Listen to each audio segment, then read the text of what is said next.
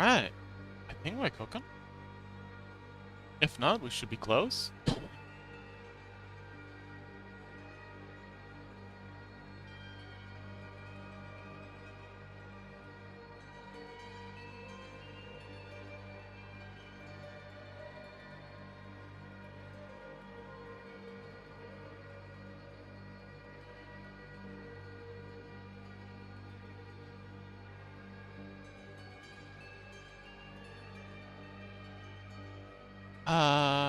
My ad thing's broken.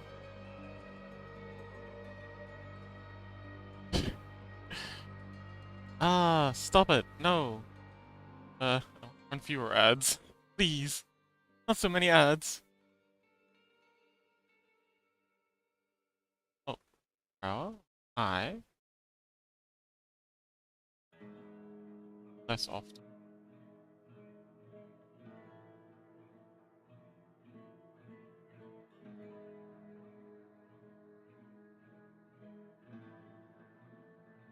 Here we go. How often do you want? Longer ads, less often. Why are you not letting me change it? Come on! Honey?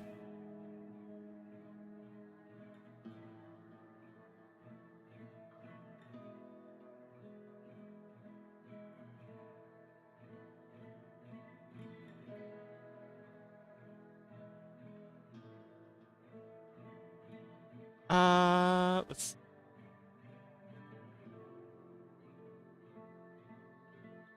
here we go. How often? Ads around. Ad break every... here we go.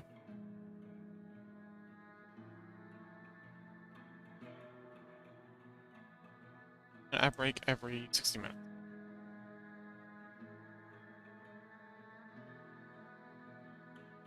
There we go. Okay. That should be good.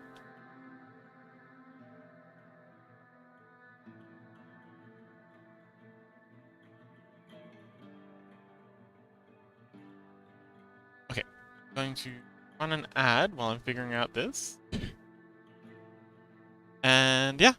Gotta put out all the pings. The alerts.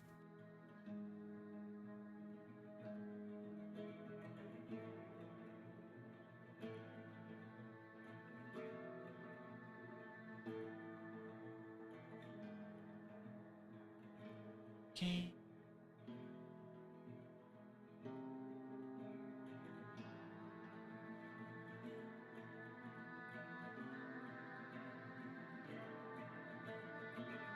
That's sent out the alert.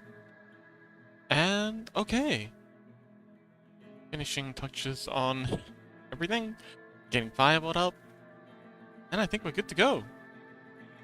Now, first thing I want to do is actually something a little bit off base. I want to make a coin pile.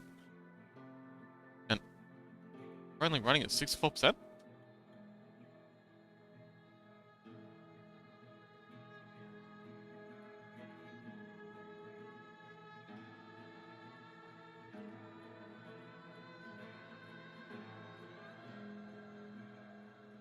And 5 bots online.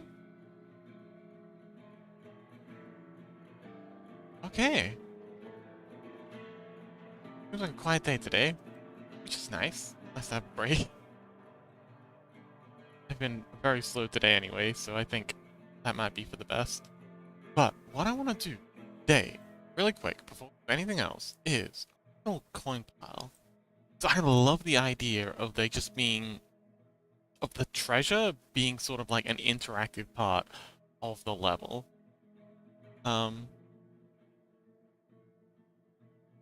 Actually, yeah, so I'm gonna run an ad while there's no one here.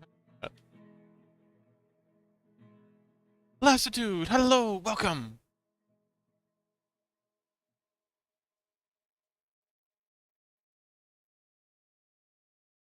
Come, in case you can't hear.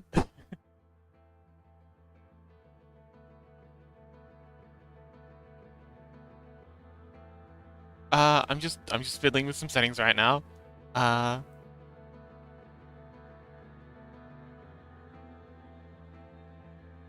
Okay, longer ads less often.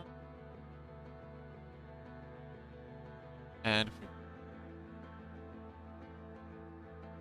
So 1 minute ad. I think I've unlocked some like extra settings for ads, so now it'll only be a 1 minute ad every 60 minutes. In theory, assuming I've set this right.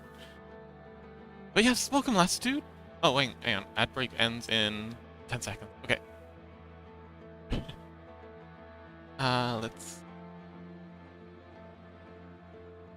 check the bot's working. The bot is working? Is it working?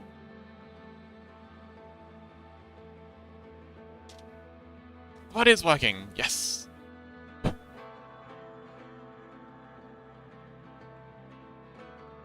Oh, interesting. How does that work? Very interested in how that works. Where do I gotta go to not get ads? Don't get ads due to location. Are ads illegal in your country? Ads were illegal in my country.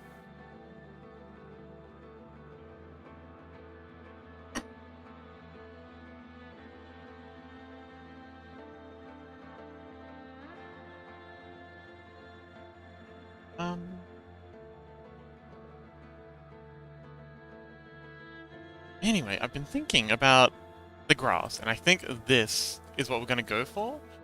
But I'm gonna make it so that the outer edge is entirely grass. Oh, I can't see my code. The heck? That's shut up. There it is. So the entire outer edge is like grass, and then there's gonna be like around this is gonna be grass, and then it's just gonna be like really, really packed. Just patches of grass outside that, but everything else is gonna be mud. Are you hearing me okay? Let's see. Oh yeah, I seem to be across, at least according to OBS.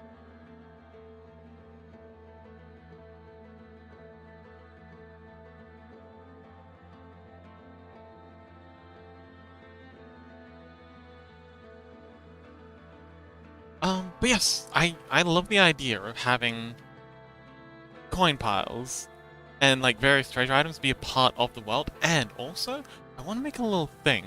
Oh, oh, interesting. Latitude says, oh no, just not an area companies waste money advertising to. Interesting. That's extremely interesting. I would have thought they'd like send you some sort of generalized ad, but I wonder if I like VPN to a country like that. Well, that's actually pretty cool. I'm glad. I'm doing everything I can to like minimize the ad interference. Yeah. So, oh man, that is very interesting. So, last dude, how you been? This.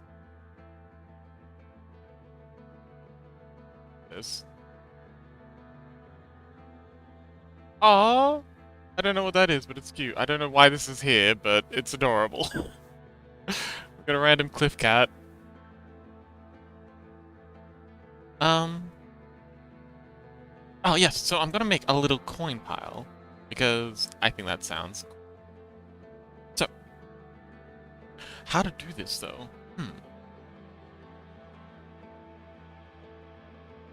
Well, I think, obviously, coins are made up of like a bunch of little circles, right? Start with that.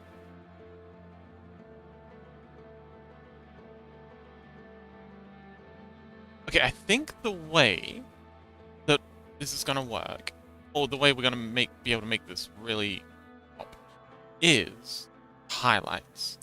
I don't think the coins themselves are gonna matter a lot, but the way the light reflects off them is. So if I just gonna make a little pile, sort of illustrate what I'm thinking. Latitude says, been going well. Still been doing digital sketch / painting stuff. Ah yes! You did the the world's smuggest possum yesterday, right? Oh god, I love that. Like, I don't know if you meant him to look smug, but he looked so smug. And I think that's brilliant. Yeah, how's it going? Like, what are you working on today? Chaos, welcome!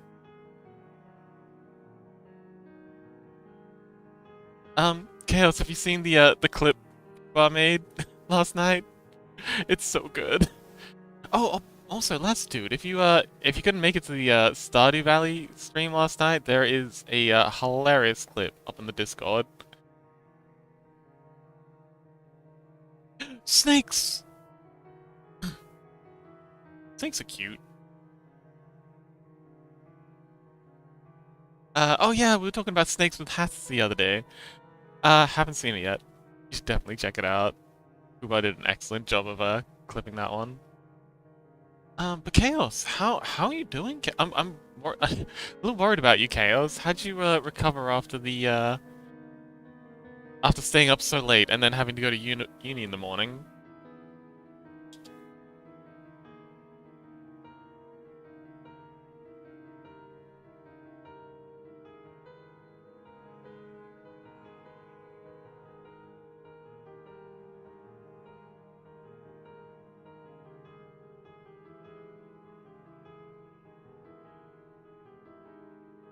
By the by, I'm working on something. Actually, I don't want to yap about this now. I've been brainstorming currencies a lot. As I've mentioned before, I'm a huge logistics nerd, but I'm also like an economics nerd. Like people make fun of people with autism for liking trains. My particular brand of autism, it's even worse. I love economies. I love the way money works. I love logistics. Um, Rukia says, "Oh, it wasn't that late. I honestly planned to play longer, but it was not that fun without Gray." Gray is most certainly what makes it fun. I missed Gray too. I think we still had a bit of fun anyway. It would have been more fun without with would have been more fun with Gray though.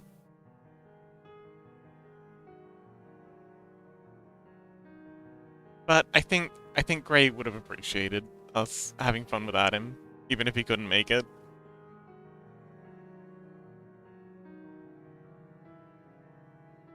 But yeah, so I've also been thinking a bit about your character, Chaos. You still haven't had a chance to sit down and I was completely out of it all day. Otherwise I would have been in the Discord. Uh, but yeah, maybe it might be fun for you. Roll up a monster. Like, are you sure you want to be a person? Because there's a lot of potential monstrous creatures you could play as. Chaos says, "Oh right, tomorrow I should be completely free to chat about it." Oh, wonderful. Excellent. um, hmm. Yeah, right now I'm kind of playing around with the idea of having like a coin pile. Because I think it's kind of boring just having the loot be in a chest. Or just be like, oh, you loot the enemy's body and oh, he's got 500 gold coins on him. Awesome. No, no, no. I want him to be in the world for two reasons. One, I want them to take like a certain amount of inventories. So there'll be like a coin purse, coin purse item that has a counter on it, and it can hold a maximum of, I'd say like 50 coins. And so as you accrue more money, need to store it in your item space. Oh, Kev says it would have. Oh, it would be interesting. What idea you have? Honestly, I think I want to talk to you about it. Like, just have a good long yap about what you find fun. I think is the main thing, because the whole reason I do this is because I want players to have fun, and I want it to be a good time for you guys. And finding because I feel like the character you're trying to make wouldn't have fun in this world. It's like it feels like you're trying to make a hero character, and they're going to be very frustrated with the way the world's going to push back against them. I think maybe like a monstrous character might help you to kind of like break out of that, like, I really like the idea of an assassin hunter character. Okay. Assassin sounds fun.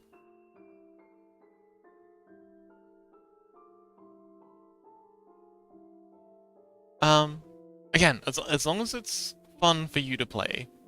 Like, I don't know if you've ever, like, I don't know if you've played a lot of RPGs, but whenever I try and play, like, you know, Skyrim or something, and I'm gonna go, okay, I'm gonna go to do the murder run. I'm gonna be the bad guy. I'm gonna join the Dark Brotherhood and, you know, kill all the little kids. I have such a bad time. I just can't do it.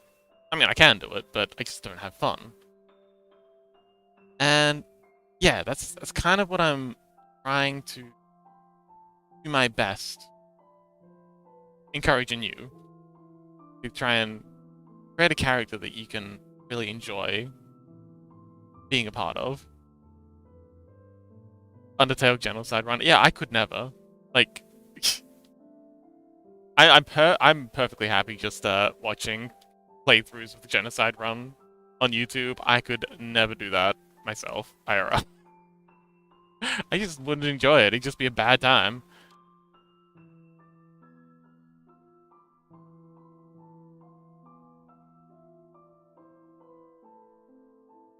Okay, so this is gonna be like a small coin pile. That's what? Hang on, how many would that be? 1, 2, 3, 5, 6, 7, 8. No, I actually gotta count these, yes. 8, 9, 10, 11, 12, 13. 8, 9, 30, 31. And then, so that's 31 that we can see. Say 1, 2, 5, 6, 7, 8, 9. Wait, 1, 2, 12, so maybe another 12 that we can't. Let's say this is a coin pile of 50 coins. So, yeah. So if I want to drop some loot for the characters, I was not able to do it either. Yeah, that's what I mean. So, yeah, we're gonna find a character that's able to fit into this world, and you can have fun, but isn't gonna go against who you are as a person.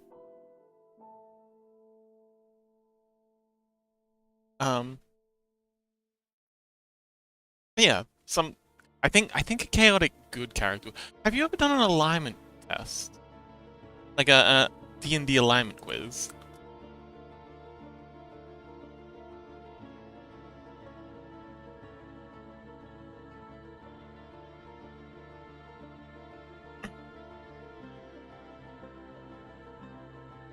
Here's a good example of one if you're interested.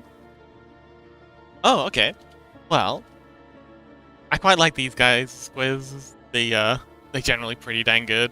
This isn't the only one they have on there. Want to pick a different one? Uh, but that might help you kind of like define what kind of like if you do the quiz while role playing the character that you want to be, and just see where they land.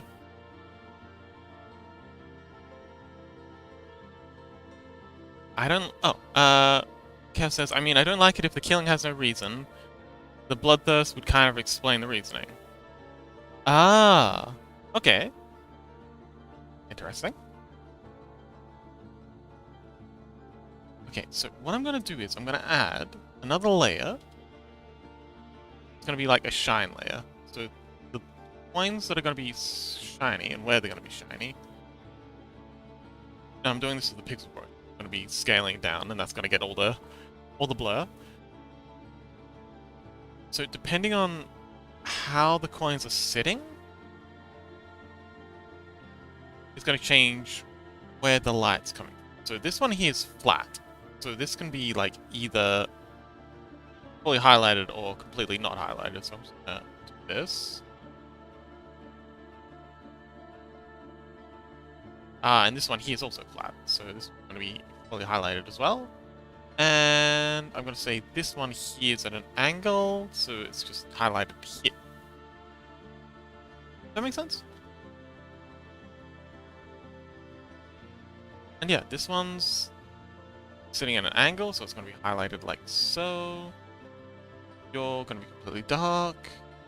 Give you a little bit of light here. You're completely dark. This one here is definitely gonna have a big lot of light. Same with this one. I think this is working. I think this is working. I think we're onto something.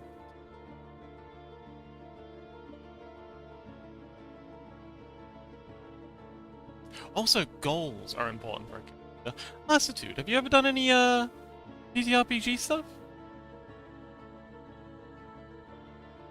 Also, today we are listening to the Blasphemous OST, which is a delightfully grim game. Absolutely macabre as all heck.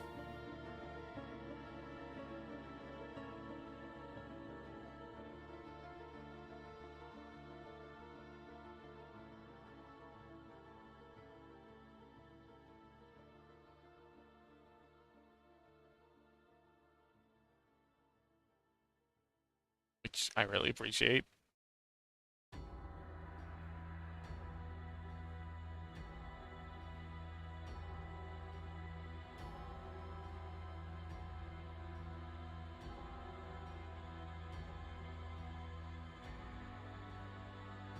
And then add a bit of highlight. Actually, okay, so your highlight. Okay, I'm thinking this one here, kind of pictured this way. The highlight's going to be like that. One here's pitched downwards. Definitely this way. Yeah, it says, yeah, I got exactly what I expected. Chaotic evil, interesting. Okay.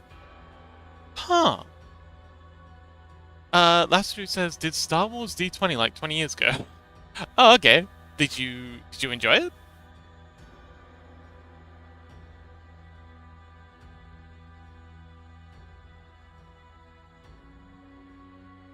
Okay, and then I'm gonna add another one underneath this layer. It's gonna be slightly darker, but still highlighty. I'm gonna use this to define the coins that are in shine.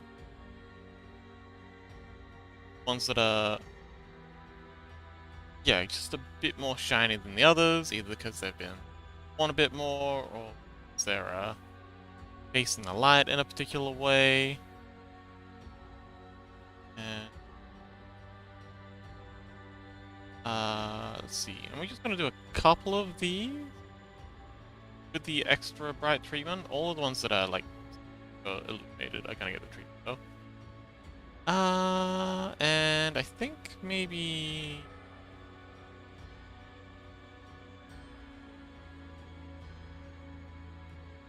and you'd be a good candidate.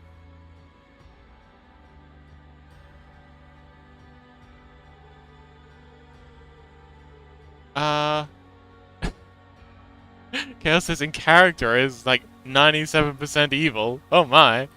Okay. Interesting. Well. Do you think... Oh, most importantly, do you think you'd enjoy playing a character like that?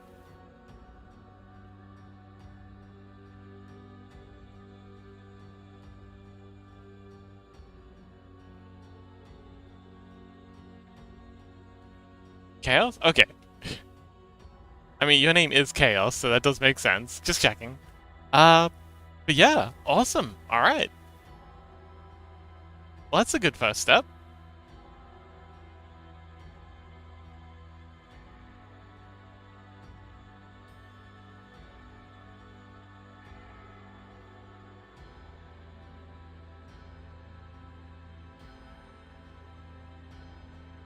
Oh wow, that I think I actually nailed it. First off the bat, and we're already killing it. Okay, well, so this is a good silver gold, a silver coin pile. Not a group layer. Silver coins.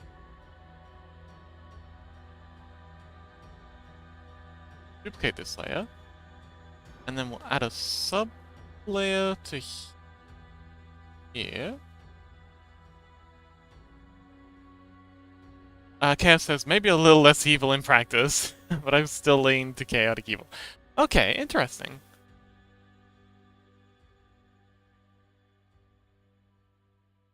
But yeah, if that's what you're here for.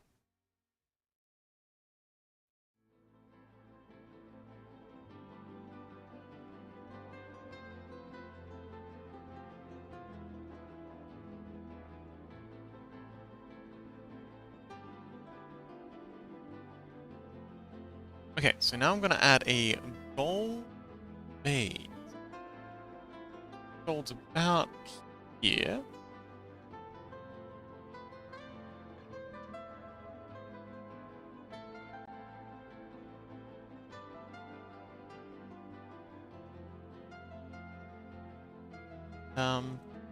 You're doing.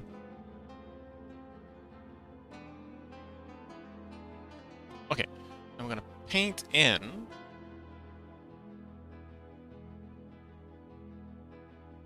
Oh right, because we got that. Last Food says we mostly mucked around and annoyed at DM instead of caring about whatever plot they wanted us to do.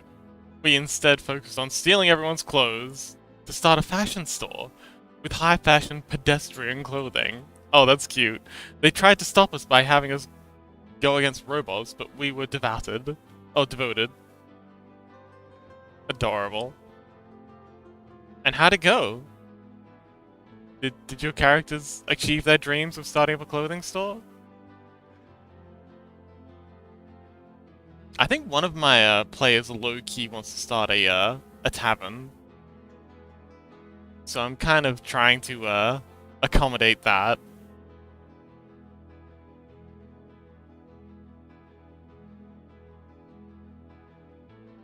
Okay, so let's set you to play. Multiply works. Same with you. Okay. So you to play as well. Ah, multiply is the way to go. Now,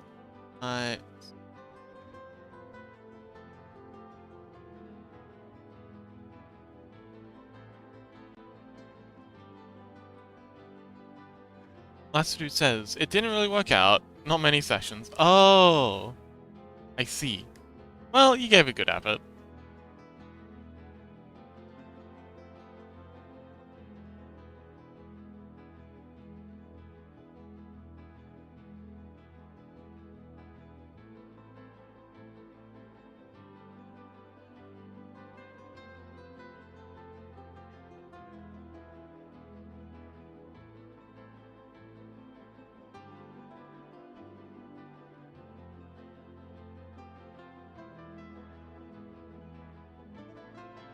Oh, okay, so that's a silver coin pile. It's a gold coin pile.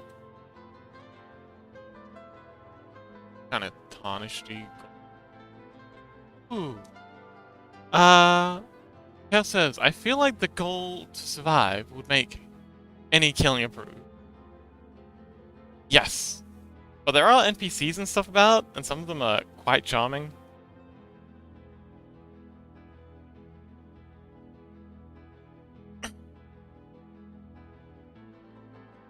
And then there's also the players you probably don't want to kill, namely because they'll kill you harder.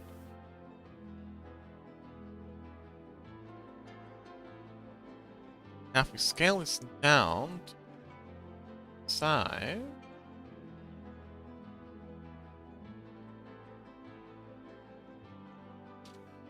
Yes! I reckon if the players saw that, went into a room and saw that, they would be very, very happy.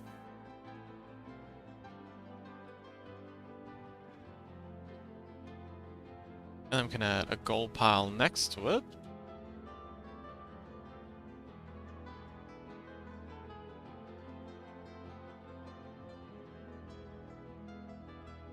So yeah, I can use these and just kind of like put them on tables. I'll have them as like separate little tokens. But yeah, I can have like a couple of piles of coins at the end. Each of these worth 50, which is a hefty amount. And I can make larger coin piles. I can make, you know, add some jewels to one of them. So it's like, oh, this one has 50 coins and like a couple of emeralds and a couple of rubies. Cal says, yeah, but teaming up could have a high chance of surviving.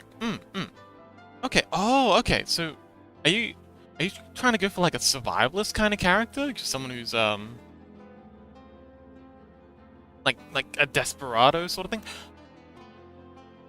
You know, okay. One thing that I find often helps is picking a stereotype or like a motif, like we were talking about with the archetypes. Finding like an archetype, whether it's like the Lone Ranger or the hard-boiled cop or um I don't know, like it seems like you're kind of trying to build a desperate sort of lone wolf kind of character. So like hmm,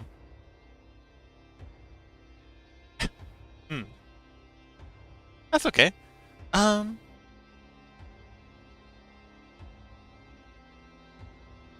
are there any stereotypes that you like?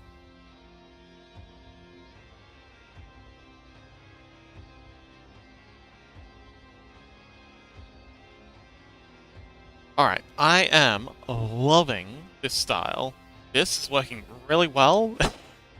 I love it when things just work. What do you think of the coin piles? And hang on, I should probably undelete.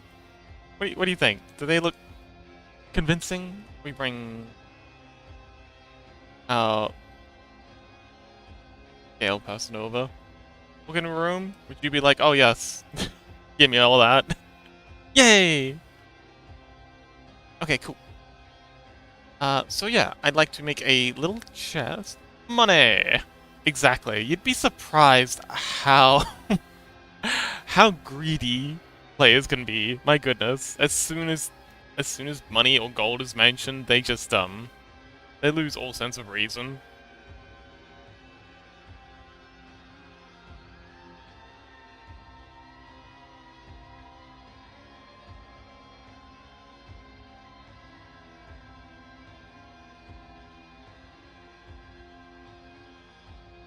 Okay, so we're gonna make a slightly larger gold pile. So this will be like 50. Oh, so the other reason I want to do this is I was talking about like the money taking up inventory space. I want them to kind of have to place items in the world that they're not using. So if they want to if they want to have more space in their inventory when they go out adventuring, they're gonna have to leave some of their gold back home. I'm gonna make like a little sort of strong that they can put all their loot in. Like, you know, the one that's locked up and nice and secure. Of course, they're gonna be paranoid as all heck. But,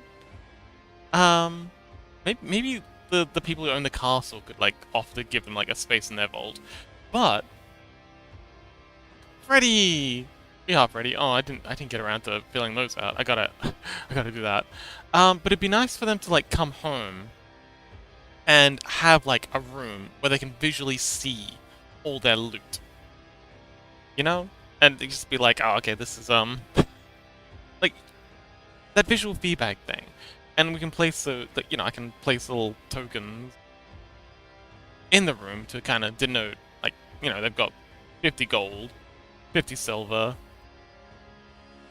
and then another pile of 50 silver, and then maybe like a little pile of gems or something.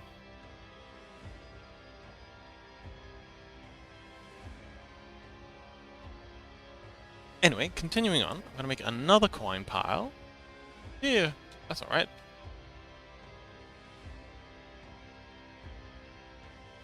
And this one's gonna be the 100 coin pile. It's gonna be our 1 to 50. And I'm gonna make a 50 to 100.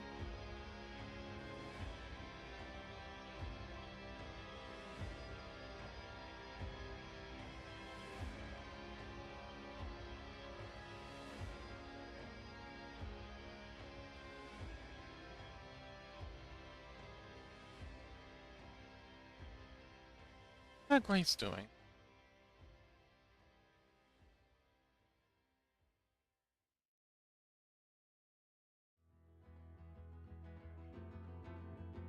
I hope they're feeling better.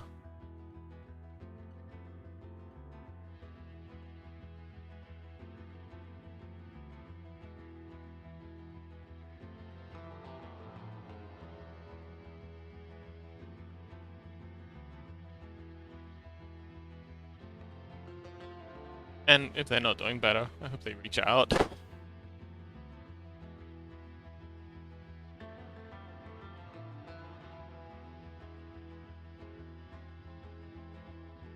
Kev says, I mean, a desperate survivor who is also a good hunter sounds about like what I was thinking for this character.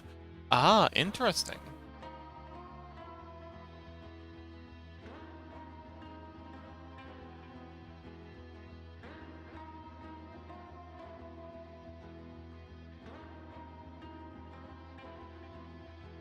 Okay. So, what about... So is this guy kind of like... Cutie needs all the hug, indeed.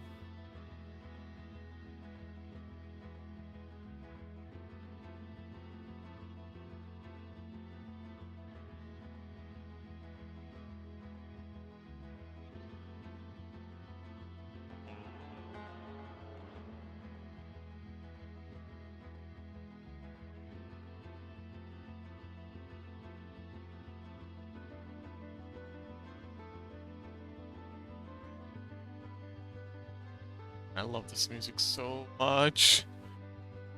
It's so melodic. So good. Okay, so... Desperate survivor, hunter. So is this someone who's spent a lot of time around other people?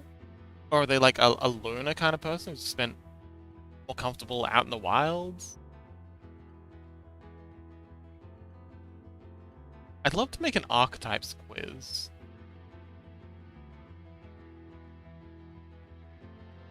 It's like a like the questions I'm asking you right now, are like one of those quizzes, like the D&D alignment quiz that'll just kind of help identify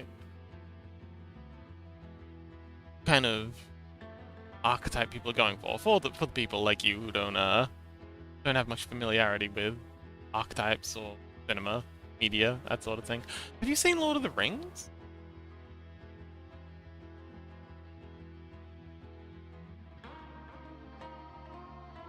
Lord of the Rings is one of the foundational archetype things. It's just it's kind of what set the cinematic archetypes in a lot of ways.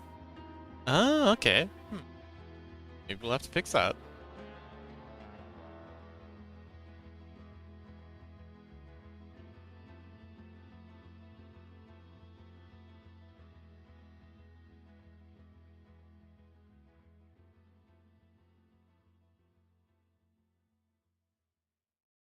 Okay. I think we're at about 50 now, so I'm gonna expand it out a bit.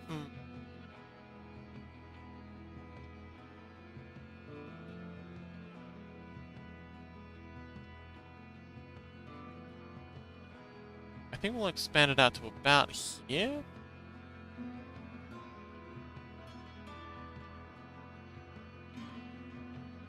Here says, out in the wilds. But they also spend time in villages, small towns, when needing healthcare or to barter for new/better weapons. I don't know if that would make sense in this universe, but kinda just how I imagine it. Yeah, that does make perfect sense.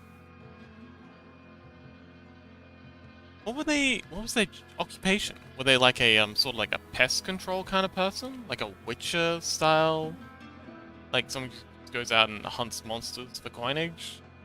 Or were they just kind of like a game hunter? Go out and hunt, deer and stuff, and then bring back the pelts to, trade?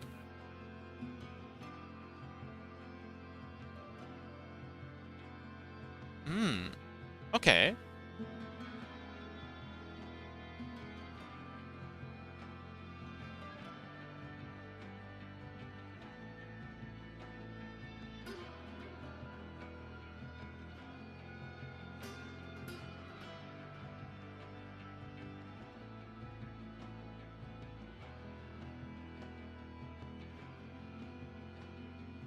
Kat says, but they often just use the loot of fallen enemies' money. Ah, like barter. See.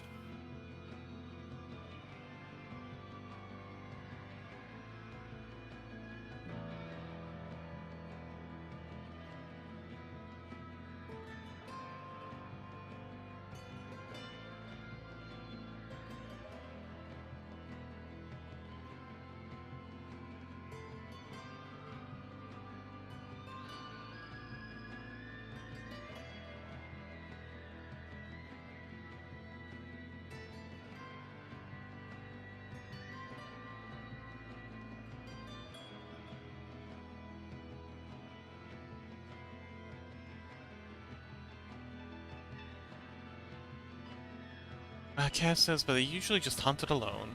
Hmm.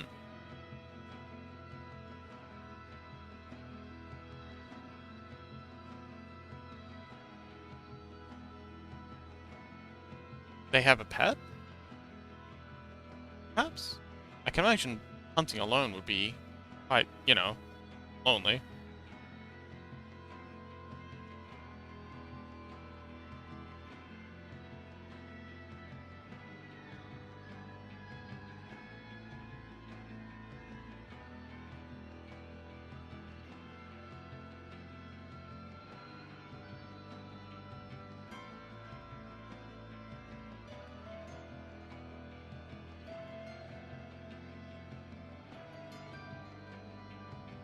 That was the wrong set of layers. This is the wrong one.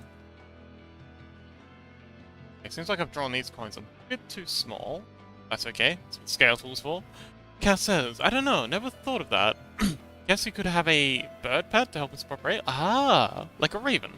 Well, there is a list of potential pets. I think the raven pet had a thing where you could roll on a local loot table once a day, and it'd go out and, like, you know, find/steal something for you. Just like a random item. Okay. You could name it Crow. The K. After Crow.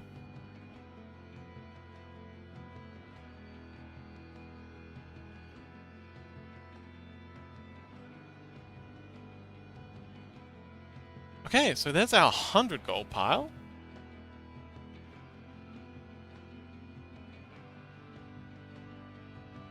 Made a bit too big. Let's try to scale it up so the coins look roughly the same size as it. Might be a bit big.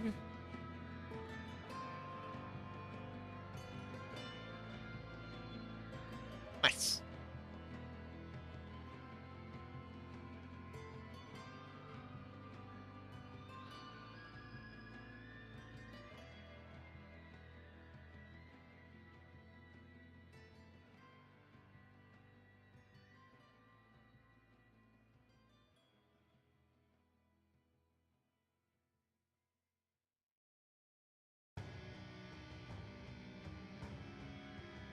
Cal says, the character never knew the difference between ravens and crows, so thought it was a crow, and doesn't know how to spell crow. Fair enough. I mean, literacy is very uncommon in the medieval period, so that would make sense that they wouldn't know how to spell it. I mean, being literate at all is a feat.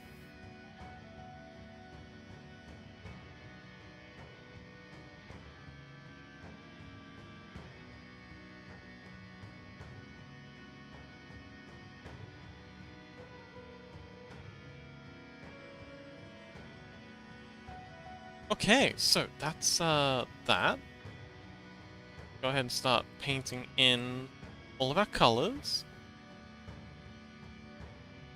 That's wrong. Stop at Fox. That's the layer we want. There we go.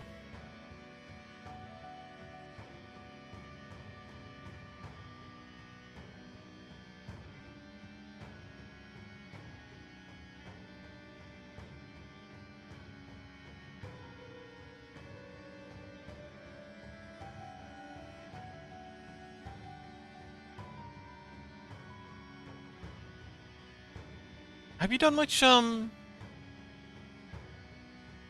like, world building stuff?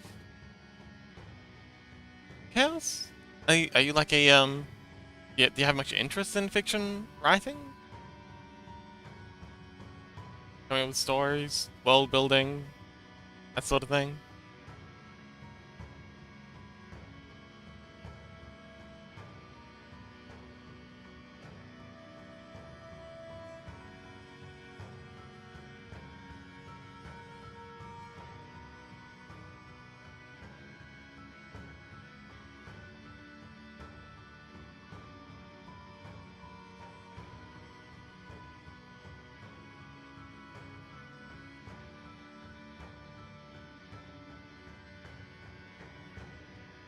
Chaos says, I don't mind playing characters not aligned with my personal values. That's good. As long as they're not, like, so far unaligned that it makes it difficult to, like, relate to them. Yeah, it's good to, explore new ways of thinking, new ways of doing things.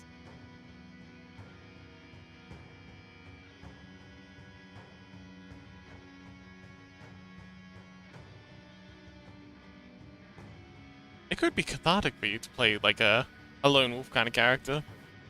You don't want to be the stereotypical emo rogue, though. Those... A lot of players, for their first character... Oh, Chaos says, haven't done it that much. I'd love to be able to draw a fantasy setting and add lore to the place or something. Okay. That's like what I'm doing.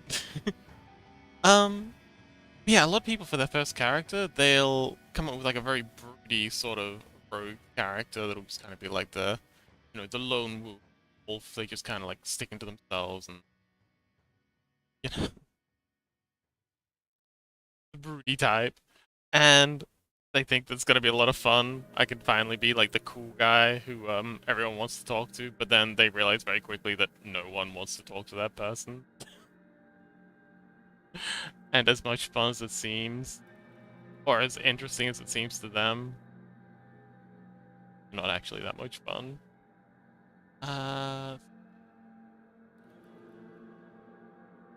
Okay, cool. So now we're doing the... Huh? Oh, okay, so these are the super highlights. That lot second. Wait, no, there's a darkening. Interesting.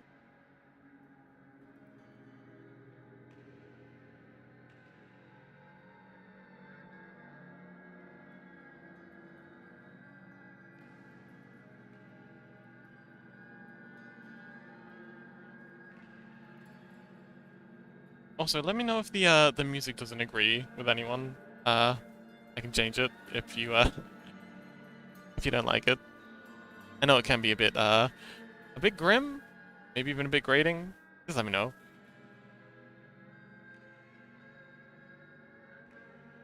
Okay.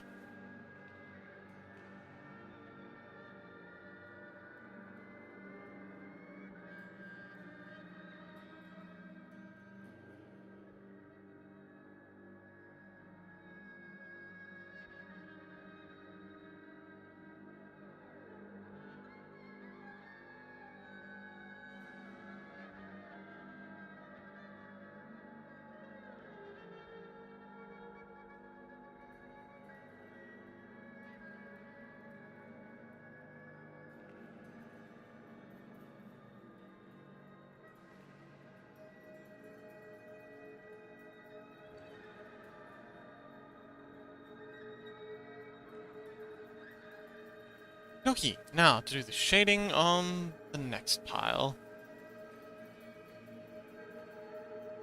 Oh, did I? Sorry. Oh. Oh, I always liked Archer/Wizard classes. I don't like melee combat at all. Ah, interesting. Hmm.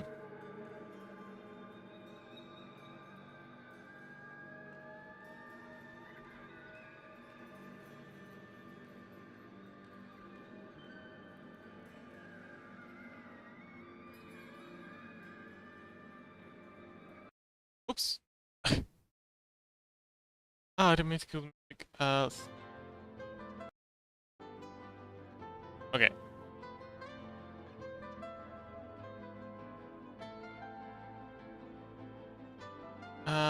Kev says, reflects my playstyle in every game as well. Unless I have to, I won't play fighters. Interesting. So what is it you like about the Ranger/Wizard class? Is it like the utility? Is it the feeling of being able to stay out of reach? Is it the strategy? Do you like coming up with different ways to place yourself in ways that aren't gonna like the no-hit run kind of thing?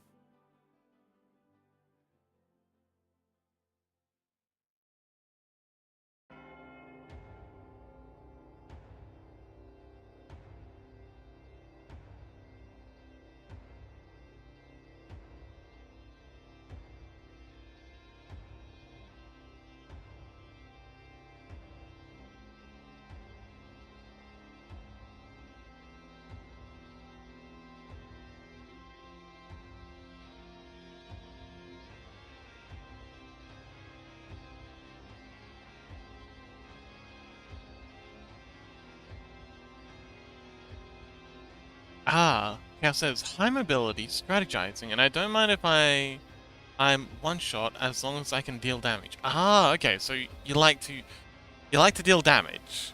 That's it. And you like to I did think you'd be the kind of person who'd like to strategize. That does seem very much in your nature. Yeah, that's interesting.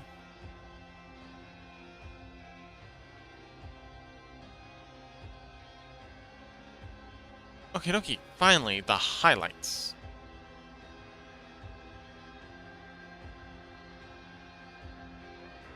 So use normal, so we can color pick. Oh, you straight up, right?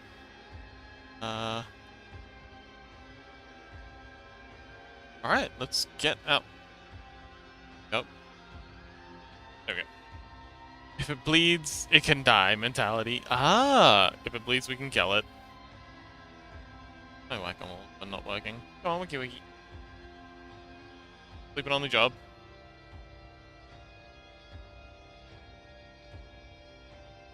Cal says, even with basically no damage, I enjoy them as long as I can move around a lot. Okay. Interesting.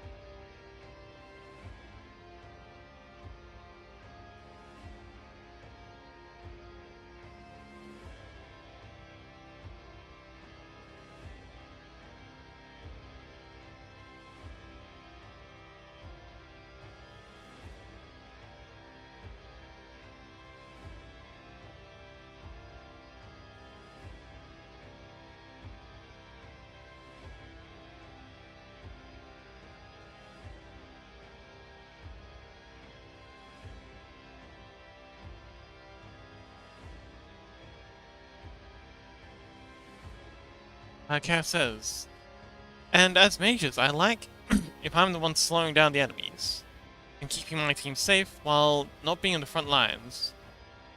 Not trying to be the star of the show, just being useful. You're like a sportive type. Interesting.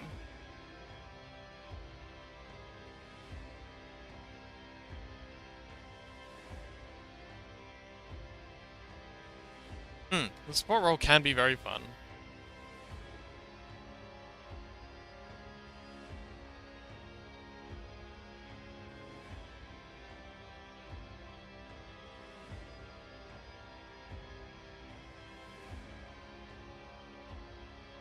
Man, today might be another short stream. I think I'm thinking maybe the post Stardew Valley streams are all gonna be short ones because I'm always so tired. It's so much fun, but being fun, it takes a lot out of you.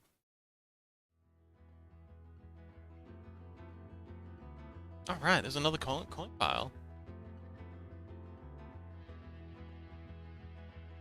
Oh.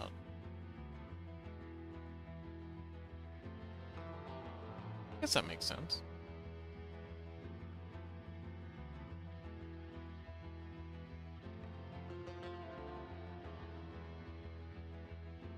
Heck? Oh, you're on. Okay, well, down there. Yeah. I know what's going on. Yeah. Okay. Okay, this layer. There. There.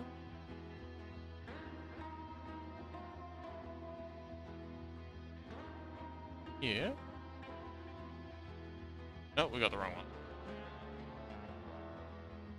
Down to here.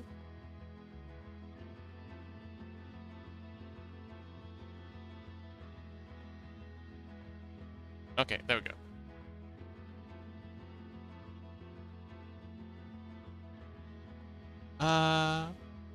Oh, Interesting.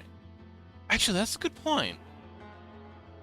What's your favorite League character lore-wise? Like, lore aesthetic-wise? Oh, this might be perfect. If you can let me know what League of Legends character you appreciate the most, I can use that to, try and come up with a, interesting way to get a character like that in. It'll help me, you know, get to know your character better. And the better I understand your character, the better I can, you know, get you involved.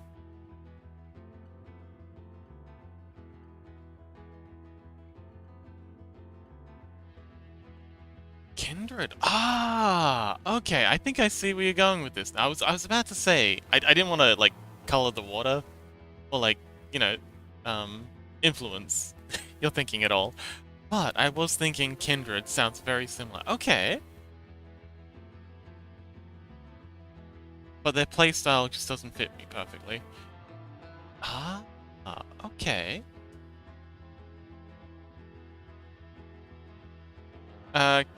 Chaos says, okay. But this is not what I specifically had in mind for the character. Yeah. But it helps me to kind of like get a vibe for what's going on.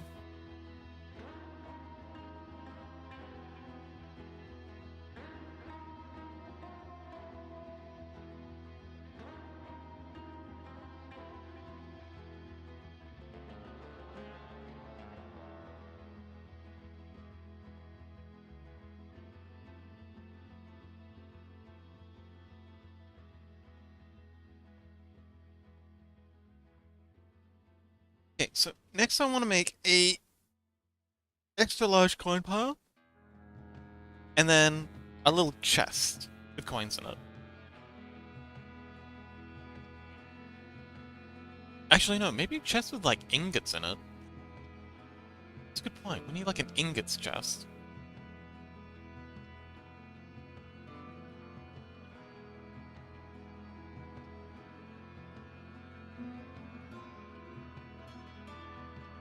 Anyway, gold, silver.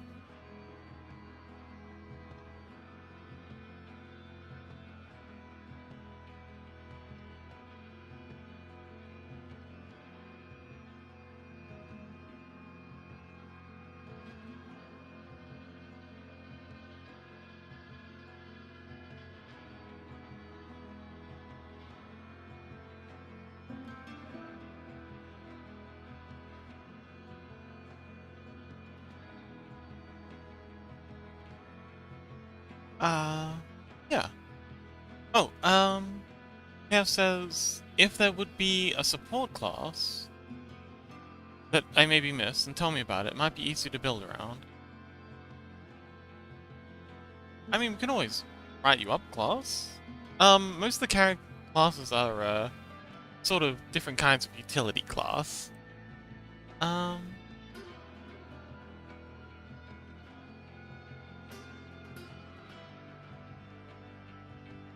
I don't think there really is a support class. Take a look. Classism.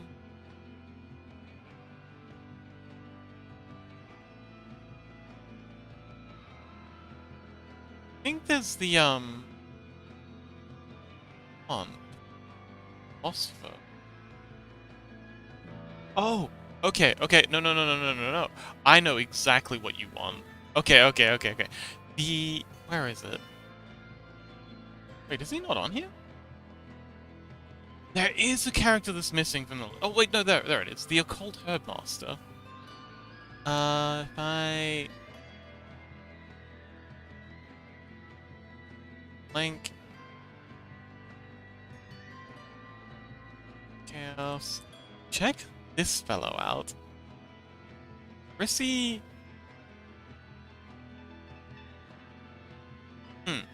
I found the Dire Hunter to be a good mix of utility and damage, so that's why I picked that. Yes. So Rissy played the Occult Herbmaster last time we played, and I added a bunch of extra potions. Some of them are kind of very utility based.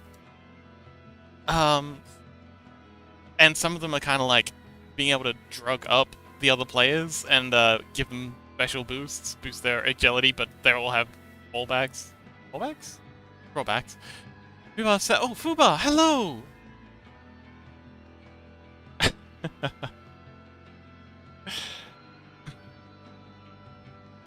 Haven't heard from Lily or Chaos yet, so we don't know. But yes, thank you, Fuba. I think today's gonna be a short episode. I'm currently working on treasure piles. And Fuba, have you ever done any role playing, like TTRPG kind of thing?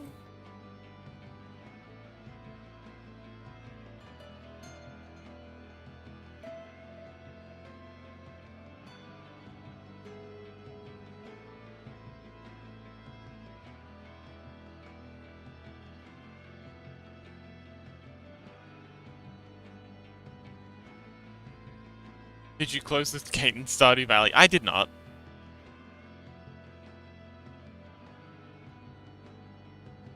Fuba says, I think I did, but I can't remember anything from it. Shame, Fox. Look, I'm a fox. We break into chicken coops. We don't really think about keeping stuff. Like, our priority is getting the things in the chicken coop out of the chicken coop. Why would we leave the gate shut? It's like antithetical to our nature.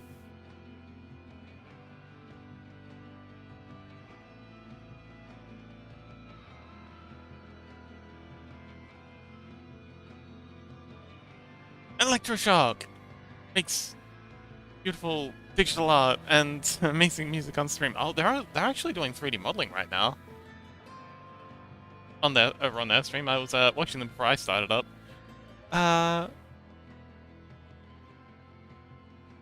Keep going. Oh, also, I checked out the clip you made, Fuba. It was hilarious. Thank you so much for doing that. I'd completely forgotten that happened, but I watched it like 3 times, and I laughed every time. Chaos is, wait a minute, it's just peak cinema.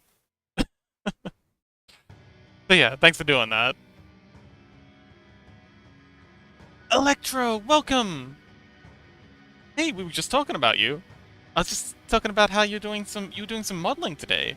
The title was something like, learning today? Today we're learning? How'd the learning go?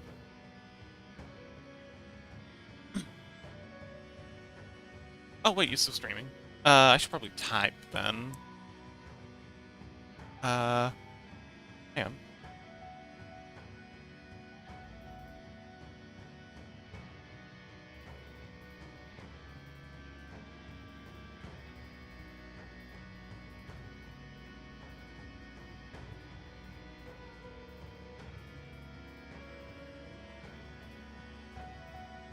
Huh. Are we watching the Sleepy Fox? There we go! I don't know. What is going on? Hang on. Wanna collab?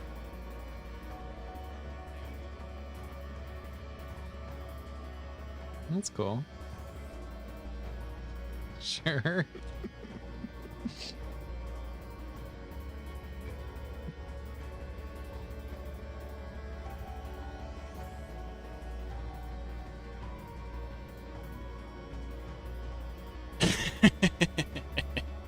Inception.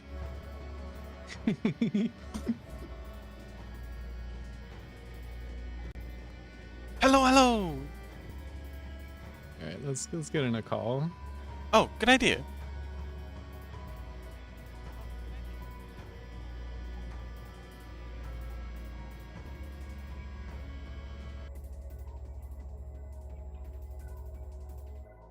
What are we doing? Hello! Can you hear me? I can hear you. Yeah, let's go! Welcome! Thanks. So, that was pretty. Whatever that was on your screen for a second. I think it was your yours. No, I think it was your desktop for a second. There was a shark? Oh, yeah. Kind of coiled up? Oh, you're doing it. Oh. It's an album. That is very cool. Yeah, it's Azure's lore. Ah. Very nice. The fox is quiet. I turned you up. Oh. How's that? Do I sound better? I mean, you sound really loud on my end. Hmm. I turned you up. Hello, Lebronto. Can you hear me better now? Oh, it's playing through Firefox. That's weird. Huh. And technology. I'm not sure what's happening.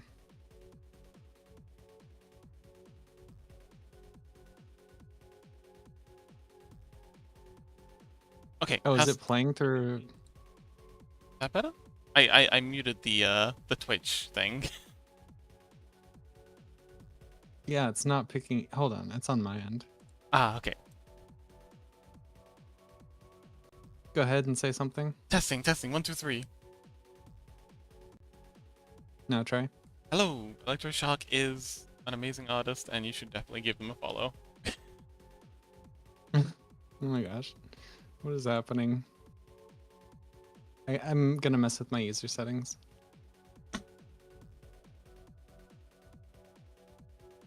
The potato is like the accountant of the vegetables. Go ahead and say something. Hello, I'm Sleepy Fox. Huh. Technical That's interesting. difficulties. Technical difficulties. But I think it's working now.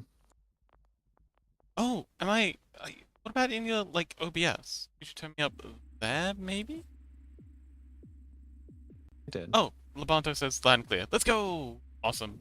Success! So, Electro, what are you working on today? It's like an Egyptian pharaoh shark? Yeah. Neat. Hold on. I don't think I think it stopped working. What the hell? Output device. We're gonna do a different output device. No, that should work. BAO output 3. Go ahead and say something. Hello! I'm the Sleepy Fox. Should be working now. Okay, awesome. Yeah. I don't know what happened there. Neither. That was weird. But I fixed it. Well done! I knew you could do it. I'm so proud of you. So I don't know how to do boobs. How to do what? How to put in boobs. Boobs. Ah, I was actually explaining or to butt. I was explaining to someone just yesterday how I do boobs and butts. It's so difficult. They are. So is this This 3D is modeling? what I got so far. Yeah. Ah. I can draw them easily. So the way what's your technique? Do you use subsurface modeling? Are you a subsurfacer? Well, subsurfing it. Oh yes, you are. Excellent. What So is... what I like to do is I just like literally just extrude. Yeah, you know what? I'm gonna open up my Blender and show. I've got some spare RAM tonight. For some reason, my computer did an excellent job. Mm-hmm. Okay, 5:30. So for me, I it's need to get you on my thing too. Hold on. and I love being in your thing. Fugatech. Do you have a Fugatech? I don't know what that is. It's okay. We'll be fine.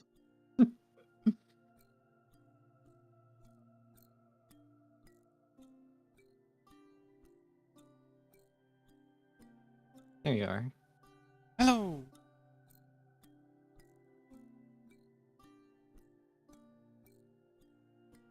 There you are, see? Oh yes. Oh wait, no, I have reactive. Is that the same thing? Yeah. Ah. I apparently. Oh. Okay. I've got to update that because I've got a yapping GIF now, so I can actually update this. Yes. Okay. Uh. And you should be on my... Oh, okay, okay. I'll update my thingy. And then I'll... Okay, okay, okay. Okay.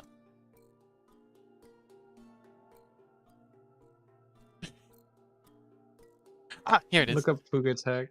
Yeah. You just gotta replace this with yapping, yapping.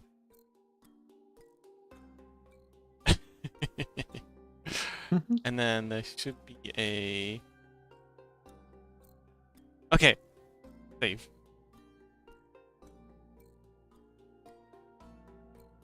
Testing, testing, hello. Hello. Oh, it hasn't updated. Oh, let's add E to... Maybe it's just taking a little while. I'll get it.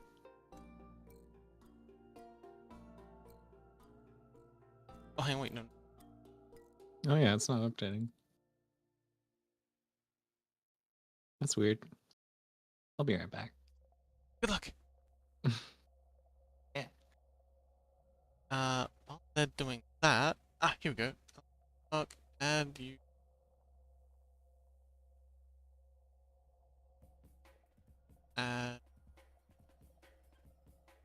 Fuck. Wait. I'll be appearing on my OBS. Cannot. Am I hidden it? Yeah, I'm trying to do my Pharaoh character. Killing me.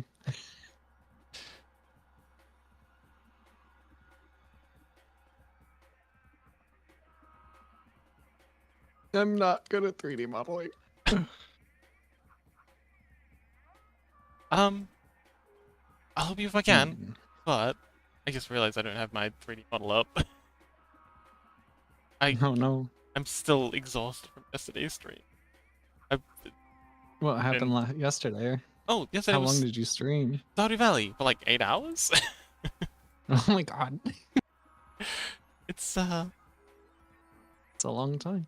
it is. Okay, so you added to the thing. Oh, have I saved it? Yeah, what have I done? Save. Save? There! You're there! I made it! Hello!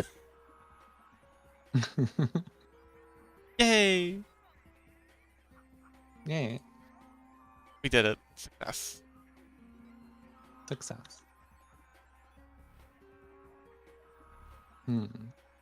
Pop there. Do you want to share it on Discord or do you want me to watch it? Share on Discord. Oh, good idea. Let's see. So, my screen. That one. It's blank. Wait, is it? It's loading? Oh, it's there. Okay. Okay, so the way I do booba is literally just How'd you do extruding. Sorry? How'd you do that? Wait a second. Oh, blend shapes. You don't know about blend shapes? Oh, blend shapes are amazing, but Oh, I know about that was a blend shape. Okay, I got you. but yeah, it's really just extruding out faces. It's actually a good example of how it works. It's, I hide this rig. I've got other characters I could use, but they all have like anatomy, so they wouldn't be safe for this is the only one I have that doesn't have anatomy that'd be unsafe for Twitch. Yeah. But I add a play wireframe. But yeah, it's pretty simple for this one. I think it's because it's a furry character, we don't have like a whole lot of underneath happening. But yeah, that's really just it. I guess make like for this one at least, I made a regular one.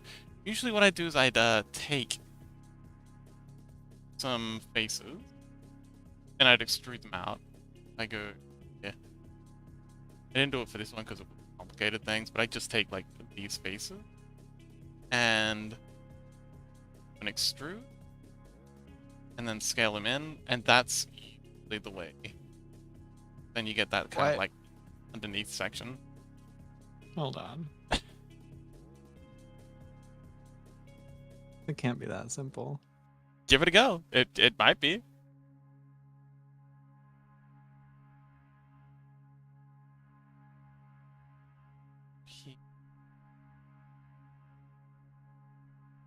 You'll have to do like a little bit of like a lot of finagling to get them like spherical shaped. But if you have like good low level topology, oh yeah, you've got a lot of I actual. don't. Yeah. I can like, I don't know. I could reset the body and just delete it. That's okay. No, no, this is excellent. You're Try learning. again. I don't know what I'm doing. Nobody does. The only way to get good at something is to be bad at it. Yeah. And you're not doing too bad. All things considered. Indeed. How long have you been modeling for? Not long enough. I wish I could say it gets easier, but the imposter syndrome never goes away. Although you know all about imposter syndrome. Yeah. Yeah. It's the same with I modeling. could delete some of the edge loops, but Cleaning know. up edge loops is always a good idea.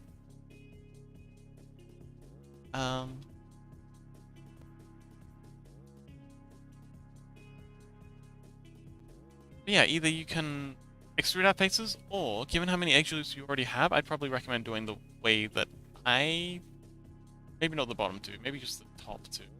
Because you wanna extrude them out and then pull them down. Because when the subdivision surface is applied, it'll smooth everything out quite a bit. So I reckon like that. well, no. Okay, so yes, kind of. But so the next two in, but extrude them out separately. If that makes any sense. So yeah, those two, What? but do them one side at a time. So if you hold control to snap, and then pull one out by one, and then do the other side, and pull it out by the same amount, and then you can beat them. So yeah, just do one side and then the other. But if you have them all the way into the middle, then you've got that nice sort of cleavage area as well. Oh, you got mirror select going? Yeah, if you turn off I have mirror on. Okay, yeah. If you have a mirror modifier. So if you just extrude them out and then pull them apart, it should be fine.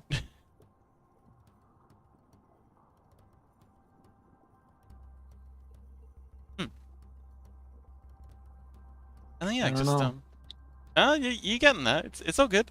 And yeah, you just have to finagle them, do some work. It'll take a lot of work. Okay. Try scaling them in Z, and then I forget what the shortcut to sphericalize something is. Oh yeah, there you go. Alt S, yeah. Yes. That seems like a pretty good start to me. Oops.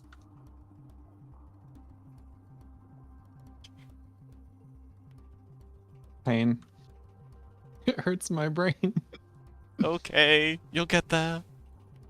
I believe in you. Okay.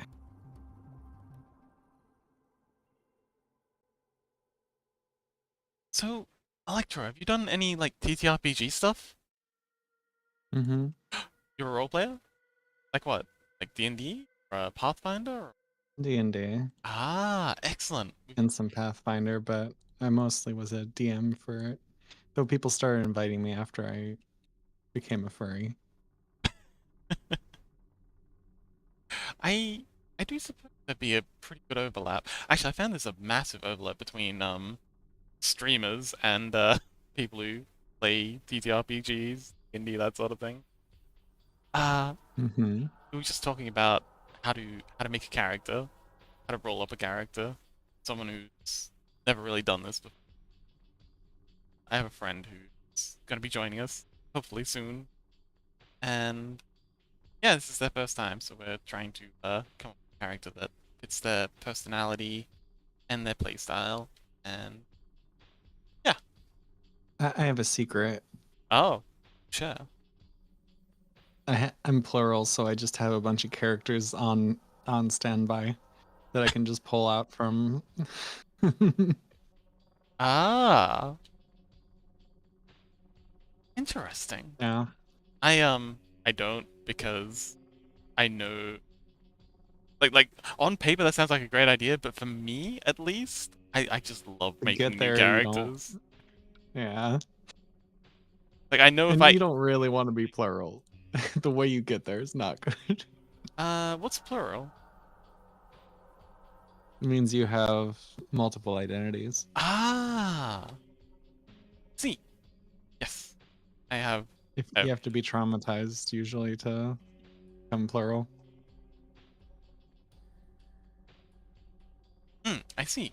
So you're reaching into other identities you have and role playing them. That sounds like it would be Sometimes, yeah, quite cathartic. Um, it is. hmm.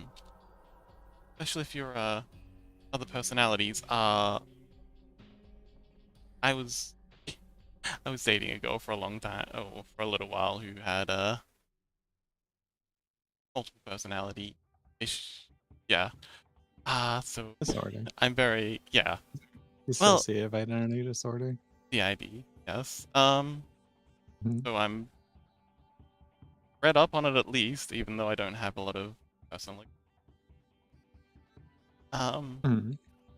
but yes, we found that uh personalities would get quite dysfunctional if they weren't feeling like they were being expressed. I can imagine having that outlet in RPG very helpful. Mhm.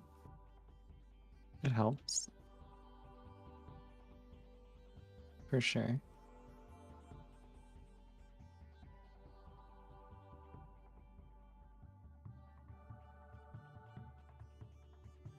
Oh, excellent! They're coming along great. That's actually pretty good.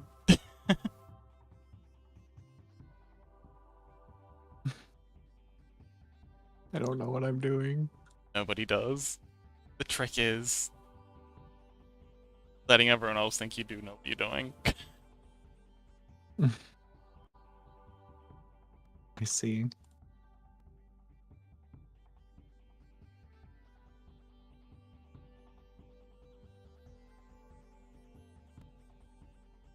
Yes, I'm currently working on the map. TTRPG. Nice. Mm-hmm. Crimson lighthouse scene. Like Mhm. nasty little goblins. Okay, now I think. What about using the sculpt mode? Ah. I'm not one for sculpting, but that's mostly because I never got around to like properly learning it. It's definitely the best way to go. I just don't. I'm doing it wrong. Um, yeah, definitely. Okay. Sculpting Oh, is an excellent thing to learn for sure. yeah. Amazing.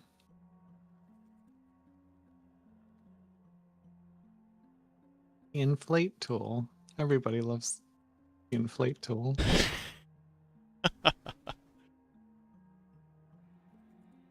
How's your day been, Shark? I've been doing this all day. Ah, neat. I'm in pain. Okay, Fine. it's looking great.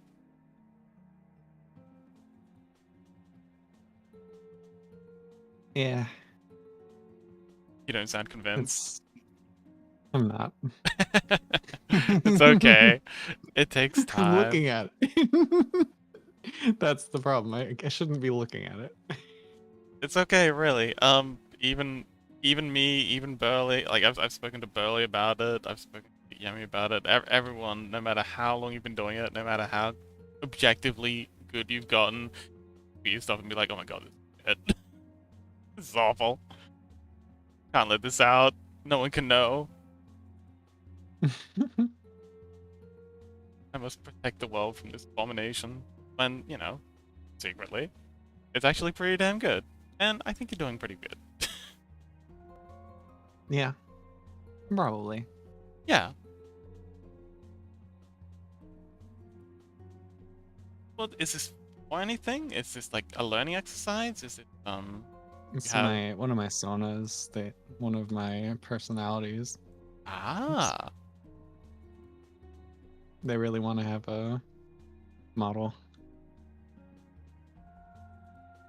So I'm trying. Specifically, their name is Mako. Mako? Ah, I saw that name pop up a couple of times in chat. What it was about.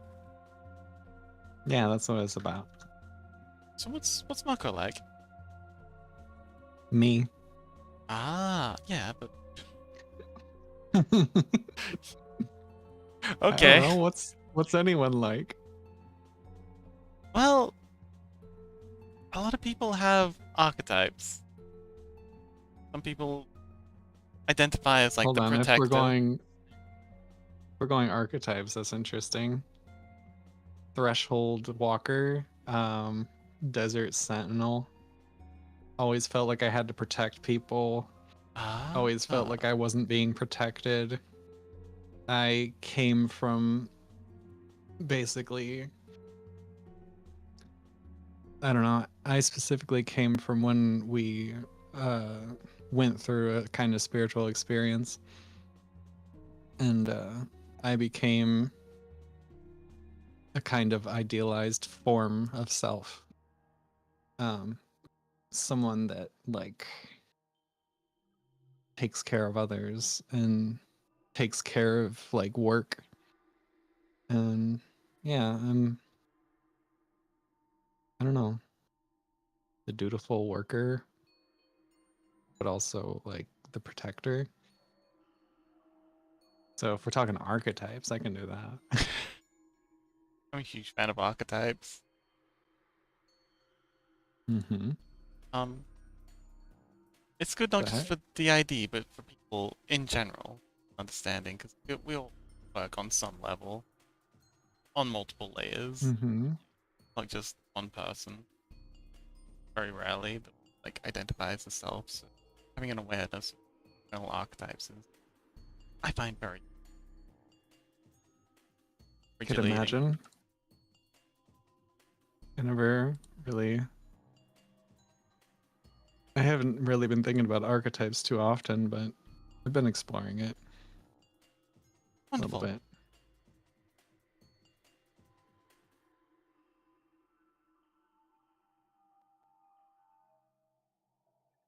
Hmm.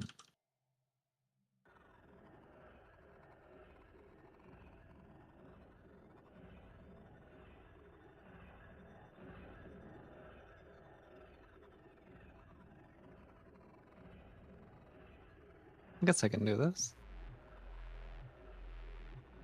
Yep, looks ideal to me. So, want to make sure you've got enough meat in the glutes to work with. You know the How do I tail's do not. that? Oh no, that's perfect. I was just checking. Curious. But yeah, it looks like you do have enough geometry in the glute to make the bolt work. Excellent. Hmm. Yay.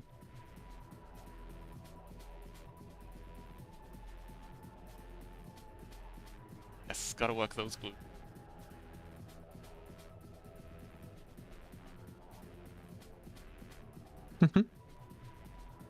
Pro, yeah. Crow, welcome. Hello.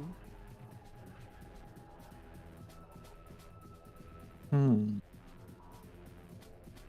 I'm currently collabing with Electroshock. They're learning Blender at the moment. Yes, welcome. How are you? How's your sleep?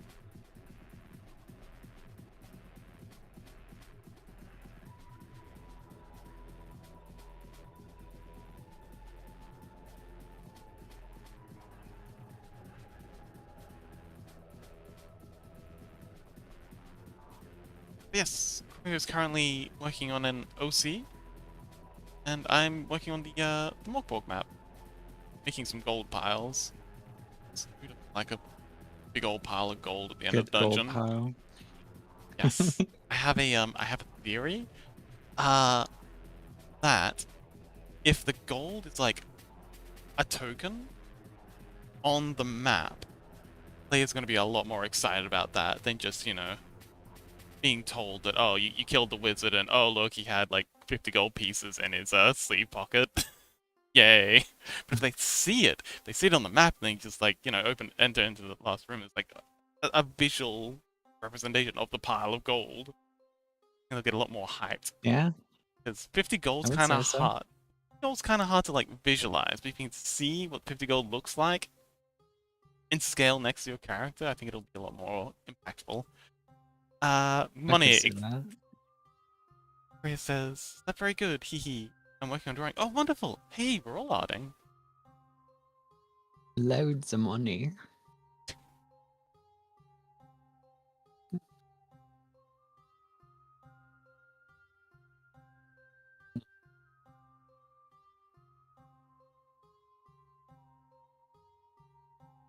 I'm full of old memes, don't mind me.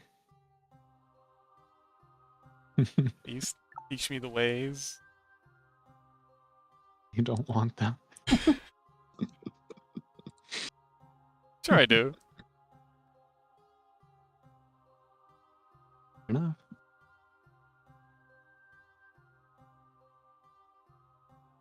I've never been one for making good life choices anyway.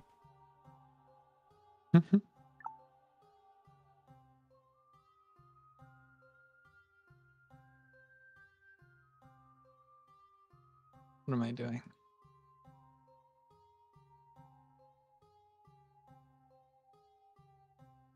I don't know. I don't even know what I'm doing most of the time.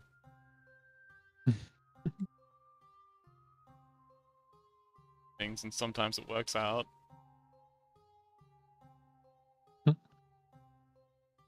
There.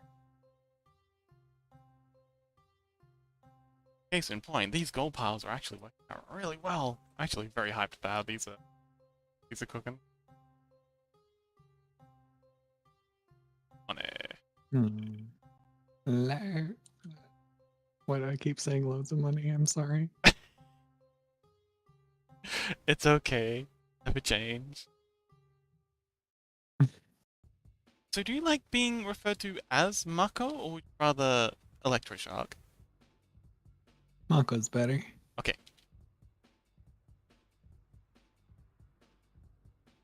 For now. Tiny. Check. You can check it on my stream to figure out who's not around. Oh! Is that what that... Okay, I see. That makes sense. That's very useful. Yeah. That's what it means.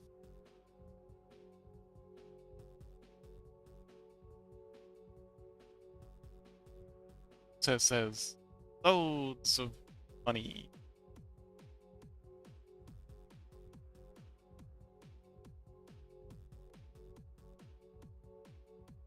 So, 7. bro, are you working on commissions?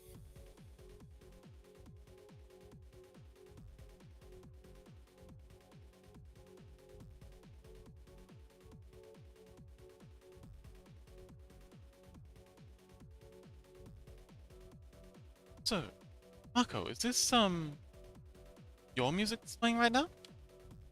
Mm-hmm. Ah.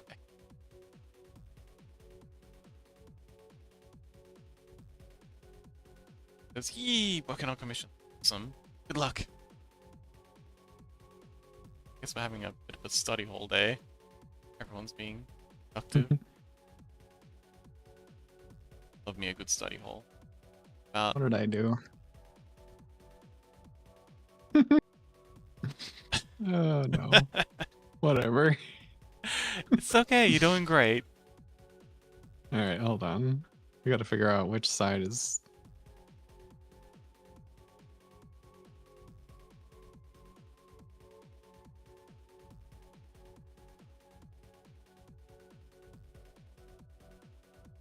I've made this mistake before. where I chose the wrong side.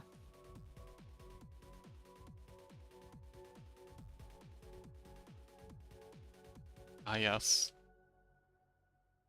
The one-way moral. Mm-hmm. I love you. Hmm? Oh, hey, Rosalie. Rosalie! There we go.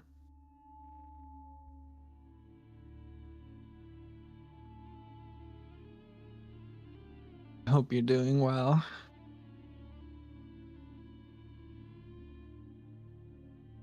I'm hanging out with the sleepy fox today. Hello, I'm Fox. Pleasure to meet you.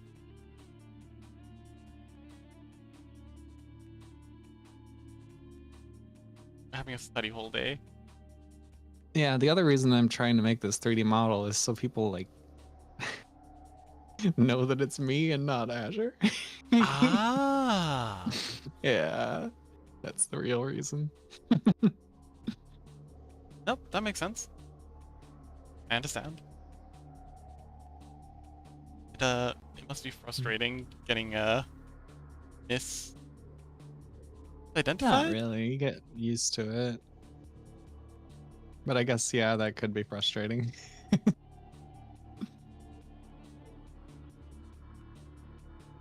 A lot of people just don't like I don't ever mention it to people. Yeah, So they feels just assume that I'm Azure all the time. like it'd be something that wouldn't really come up in conversation a lot. Yeah.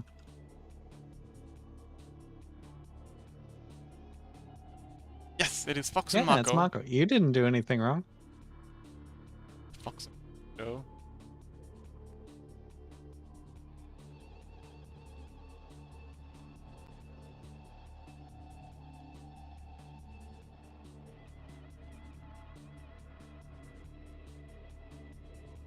I like this track. Tiberium Sun. Mhm. A game I adore, kid. One of those foundational games for me. Mhm. Such a delightfully chill game. It's so sleepy. I heard someone once describe it as like most of the Command and Conquer games are about a world that's on fire. Tiberium Sun's more about a world that's just kind of going to sleep, and not the kind of sleep you wake up from. Amazing. It is. Sounds terrifying. It is, but in like that calming kind of way. You know? Like, Calmly terrifying. yeah. That's the thing, isn't it? I could see that. Like no, just like a peaceful death. Yeah, that's terrifying. That should do it. I don't know what's going on up here, though. Foxy, welcome! EP Fox. I'm the EPS of foxes.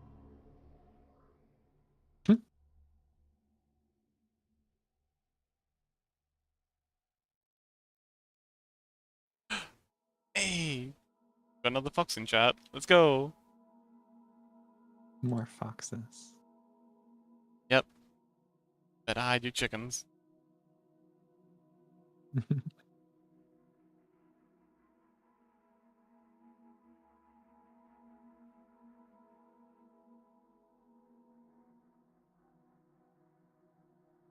Yeah. All the foxes. So, Foxy, you were saying you have a lot to learn. I think we all do. I think we all do. Wait, which fox? Jax. Ah.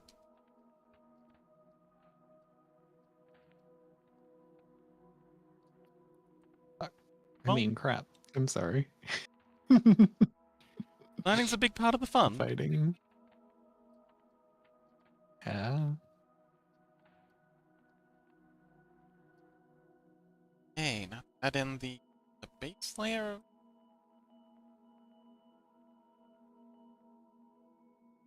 He And says, scream at each other. I hope you don't mind me reading out chat. I do it almost out of. I love it. Oh, okay, cool. But pretty much out of habit now. There's actually been a couple of cases when I've been in PC with Yemi and they've typed something out and I've just been like, Yemi says it's literally just us. Um, Oh gosh. Foxy says, please proceed with the traditional fox greetings and scream at each other.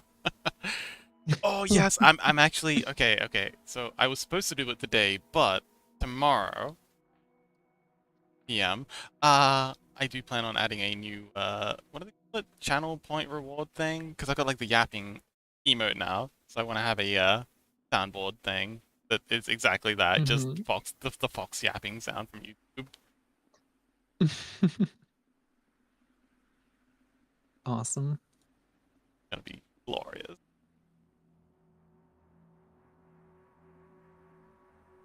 Rosaline says, "Oh no, add 1 of 15."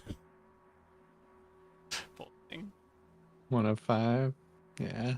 1 of 5. Okay, I might be dyslexic. That's okay.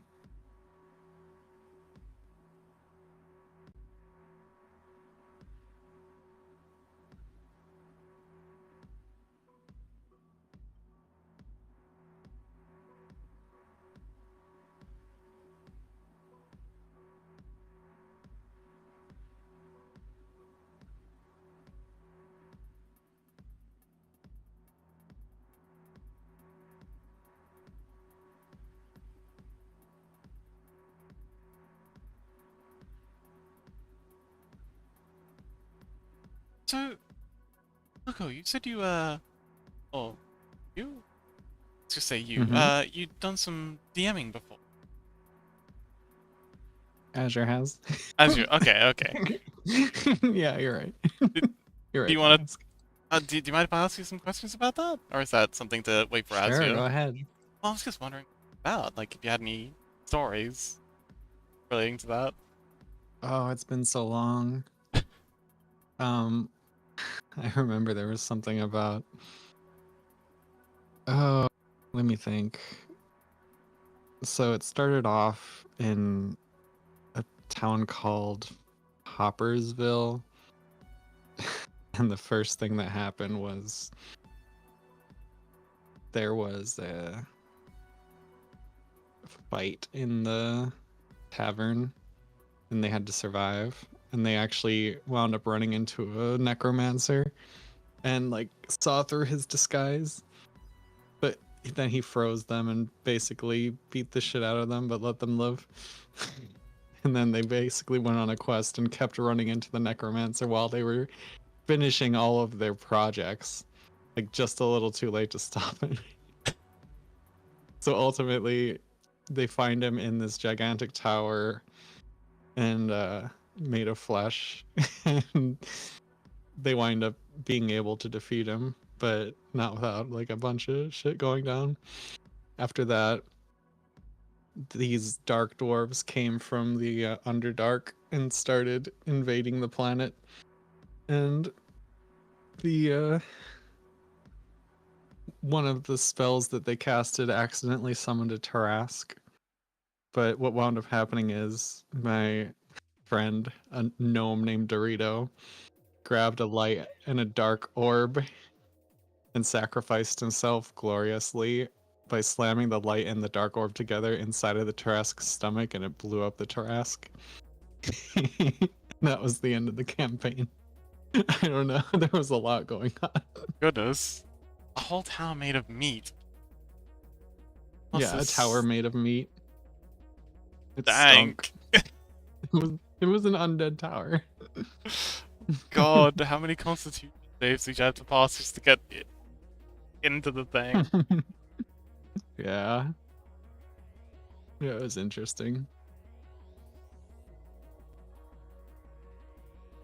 I don't know. I DM'd based on vibes. Yeah, it sounds like fun. It was fun.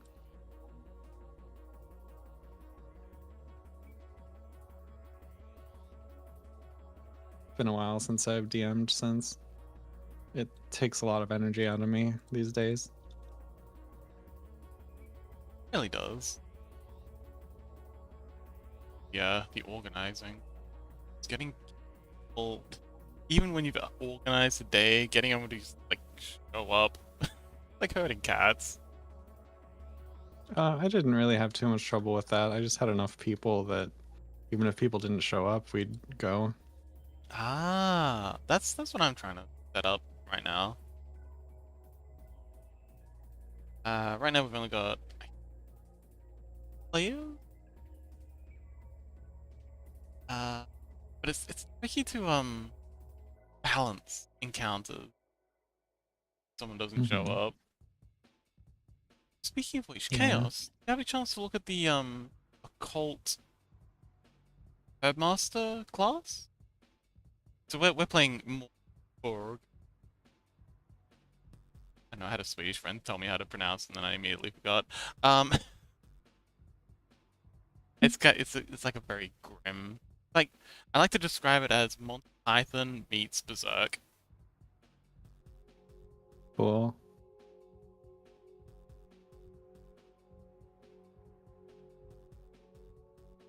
But all of its own classes, background, none of which I'm adhering to. Going off vibes. Mm-hmm. Good. Yeah, a lot of fun to do. I love me some. I'm such a world building nerd. Mm-hmm.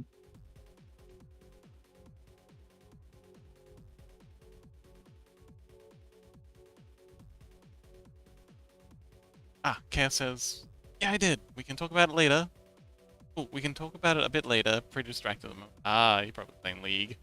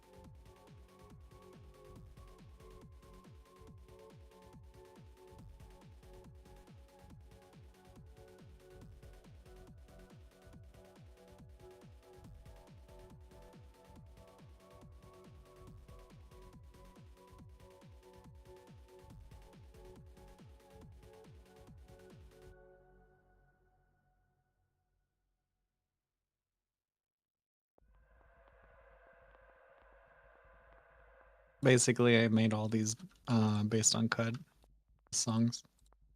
So Ah, there aren't that many songs, but I saying mentioning that during one of your streams.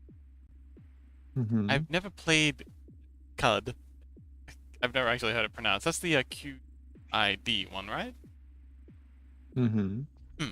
Never played it myself, but bad. I'm starting to think maybe I probably should get around to it. Mm-hmm.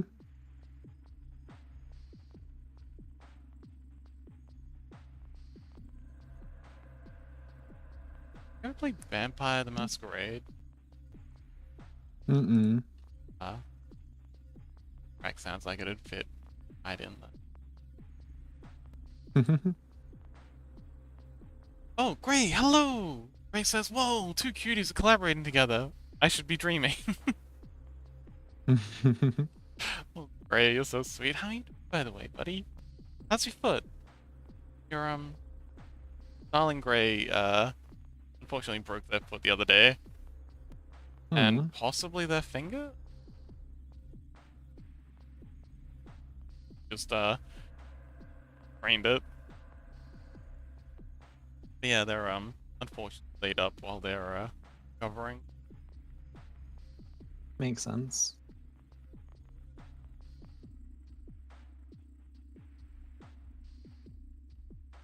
What did I do?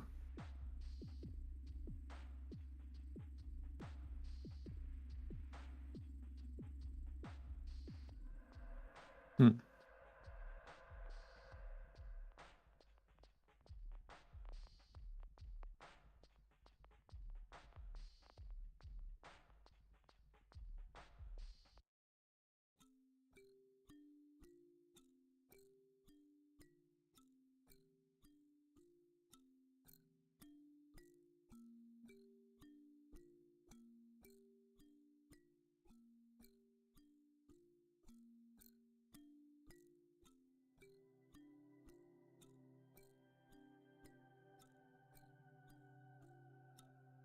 Says, I just woke up from my nap, and I'm feeling better. Oh, wonderful. Love a good nap. Yay.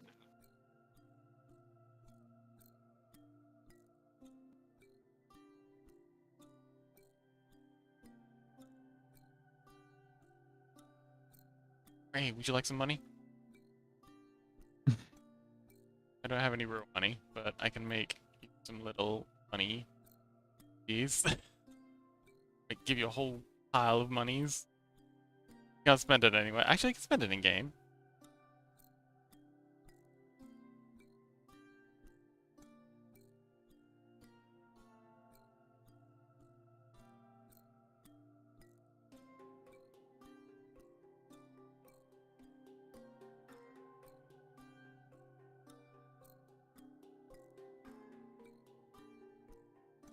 I'm feeling quite slow today, Gray. I'm still kind of exhausted from last night's shenanigans. By the by, if you haven't seen the clip that Fuba made, you should definitely check that out. It was funny.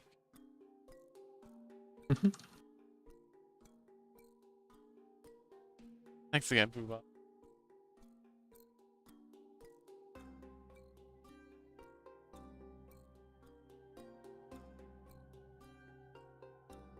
Oh, Gray says, yep, no pain. Oh, hang on. Wait, I missed one. Gray says, I don't need that money. You're all the real treasure here. Aw. Oh, hang on. You are... blah, blah, blah. I don't need the money. You all are the real treasure here. They say, yep, no pain. I'm feeling better. Oh, wonderful. Sad.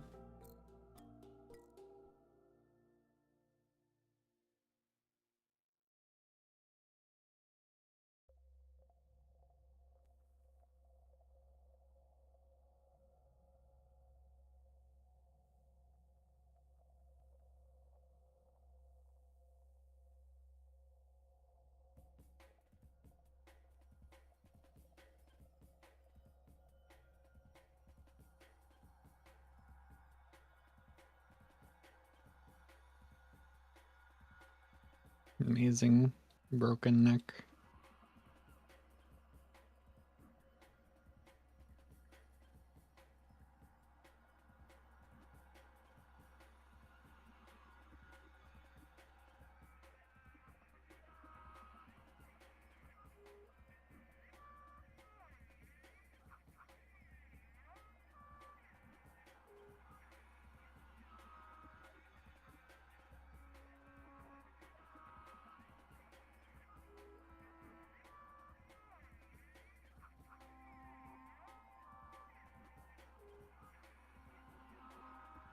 Alright, we have 3 gold piles.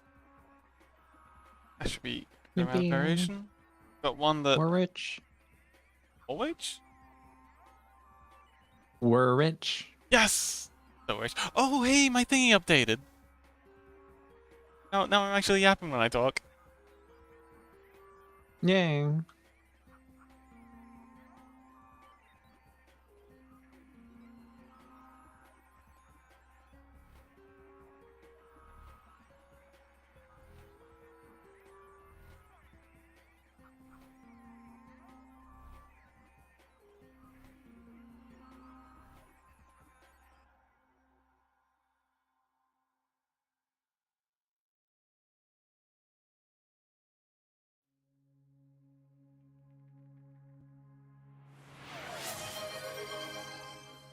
Ah, thanks for the reminder, Gray.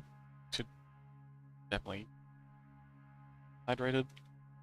of days ago, my throat randomly seized up during stream. Very scary. That is scary. Not at all. At all. Like a physical Whoa. sensation of like my I don't know what it's called, the larynx, kind of like clamped up. It was like getting cramp. If you ever been like swimming, you got like a cramp in your leg or something. It's like that, but it was in my throat. Hmm. That's no good. Kind of keep hydrated, so hopefully that doesn't happen again. Mm-hmm. Ray says, "Drink your tea. Your sweet voice should rest too."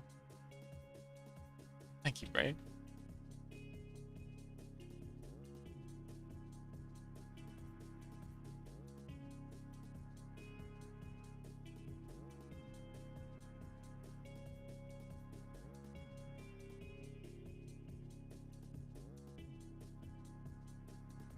Hands are stupid. They really are.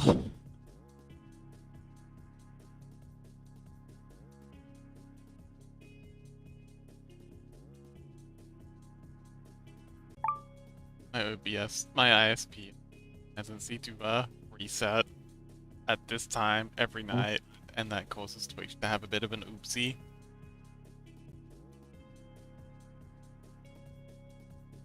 It usually recovers pretty quick, but Yeah. oh, ooh, Foxy Fears suggests that you give her 2 hooks. You could make her a pirate,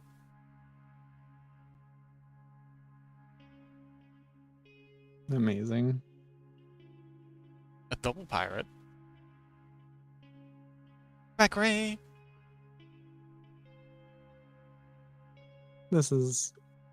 We're learning. I know there's a way to fix this hand, but I don't want to do it all.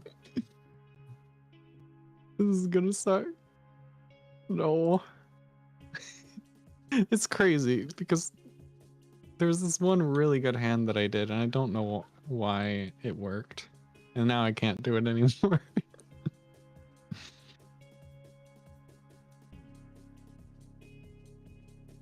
Gotta clean it up.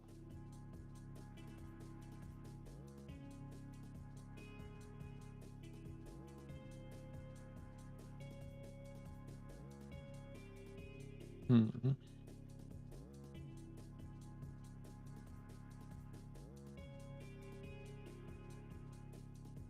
Hmm.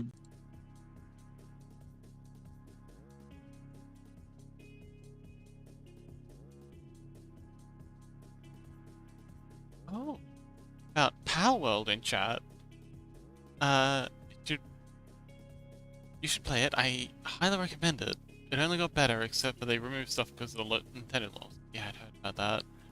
They said, "Oh, is it still in beta?" It says, "I already have like 30 hours in the game, but I will start a new save. I can wait." I've never played Power World. I've seen it played. That count?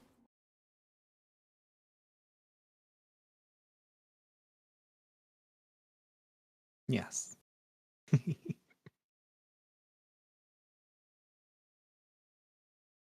So my gaming has been done vicariously lately.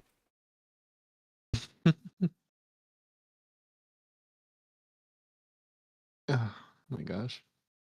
What's up? Hands.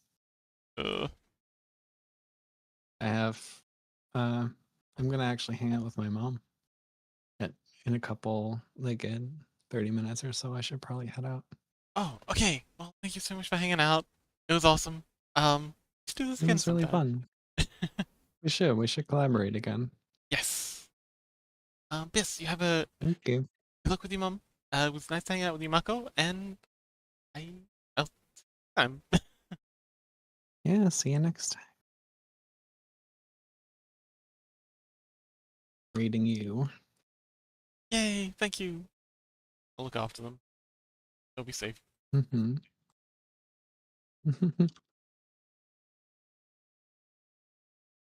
Bye.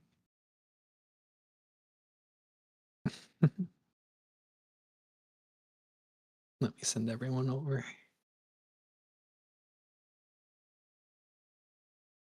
Okay. Bye, friends.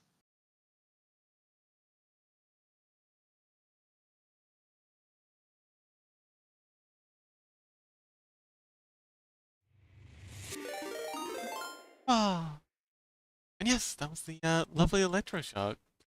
Give them a follow. They deserve it. They Thank make. you. Oh, they're still in the Discord call. I was just saying they make all the music you was their work. All right. Bye. Hey.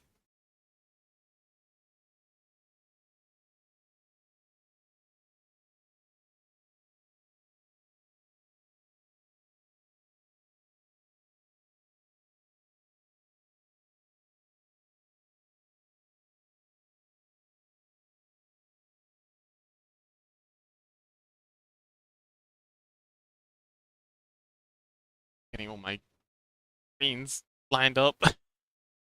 Anyway, welcome, Electros fans. Hello, I'm Sleepy Fox. I do, Oh, yay, Chaos is raiding me. Hello, Ken. Welcome. Grace says, would it be weird if I said my favorite one is the most furry bait of them all? Aw. No, it wouldn't be weird. Oh, yes. Yeah, there's the egg thing. Yes, I'm Sleepy Fox. I'm currently working on a TTRPG map. The, spooky, scary game of Mockborg that I'm planning. I just made some cool little gold piles that I'm very proud of. I like the idea of the loot being visible on the map as a little treat for players to I don't know, breadcrumbs to lure the players deeper into the dungeon. Yes, I guess a 3D modeler, huge friend of the channel, extreme. When I do, and they're getting very good at their modeling too. They've been making like little plushies and stuff. They do really cute work. We did a collab a little while ago in Blockbench, where we made a little sort of Minecrafty thing. Oh yeah, that's right. I made Gray. Were you there for that Gray? I made a little Gray in a box. It was really cute. Wait, who makes music? Wait, Ike makes music? I didn't know. Or are you talking about Marco Gray? Marco Dark person?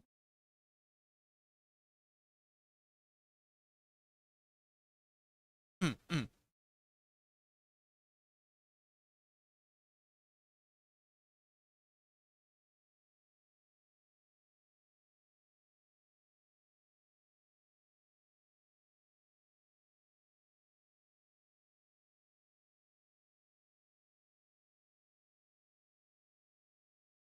Indeed. Anyway, let me bring back our music. I don't have Marco's. Sorry, Azur's Electroshock's album yet. Listening to the Blasphemous OST tonight. How's that for levels? Louder.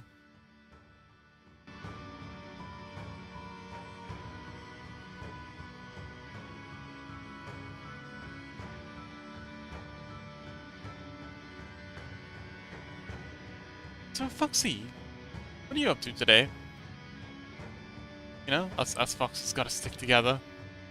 Hens aren't gonna catch themselves. So, I'm going to be doing the rest of this grass, and I'm thinking I'm gonna go with this style because I like how barren but also alien it looks.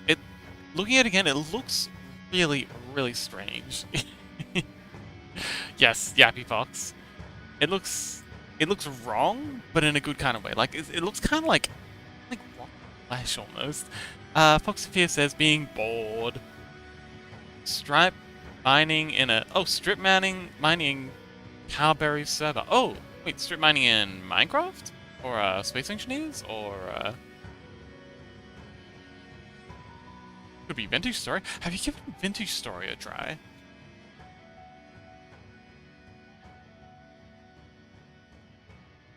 Also, have you been coming along to Burley's Minecraft? Have you been coming to Burley's Minecraft things?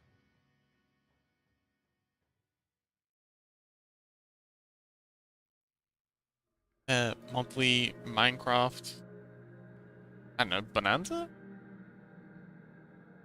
Anyway, grab that, and that.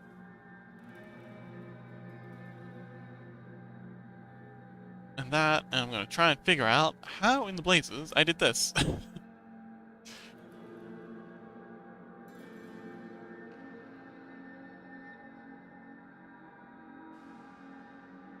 Let's open one of these up.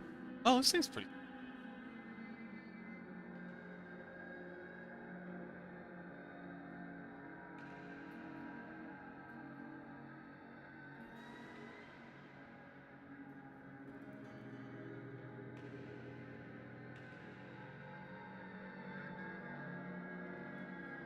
Okay, so it's... Okay, so it's a layer of grass, and then it's this thing, whatever this is, and then it's like a just green splat over the top of it, set to... Okay. Then over to that, we've got another filter.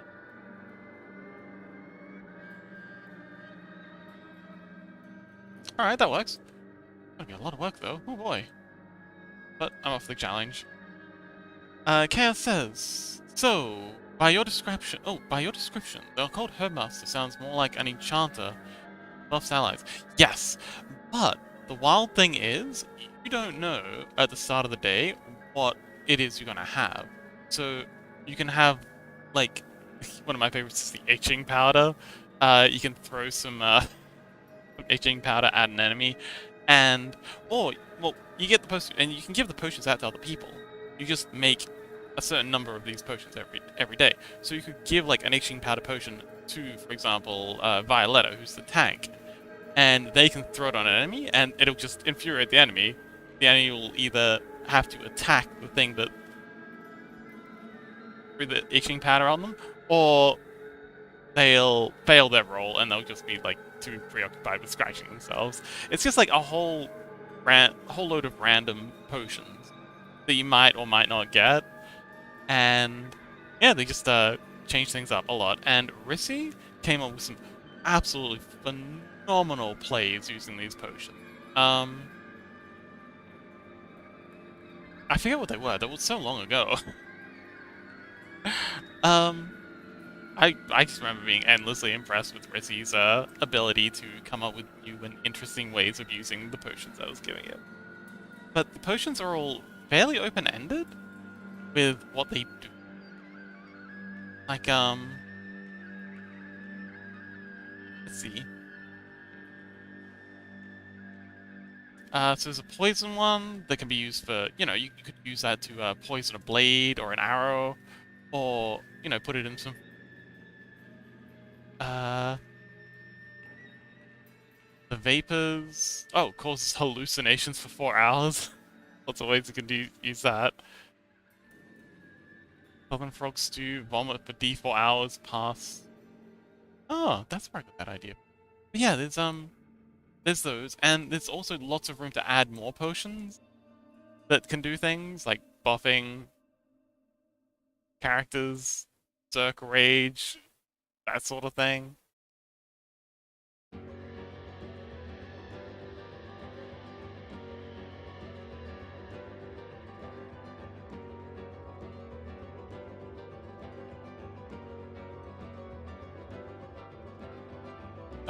Chaos says, oh, I guess then, yeah, I'm usually more of the debuffing enemies rather than buffing allies.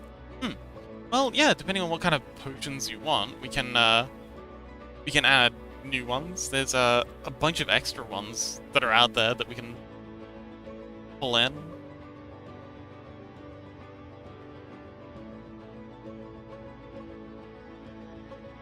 But yeah, there's lots of interesting ways you can, I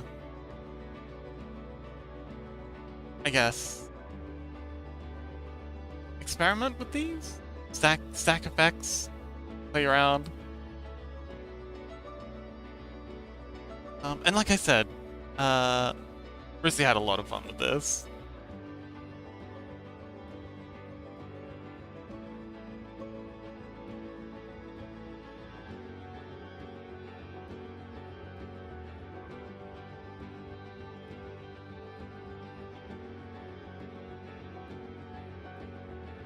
And I think you'd enjoy it too.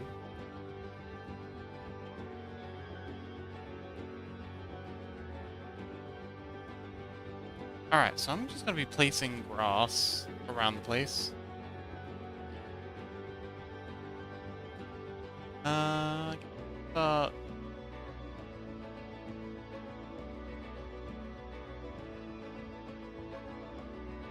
Start from the bottom.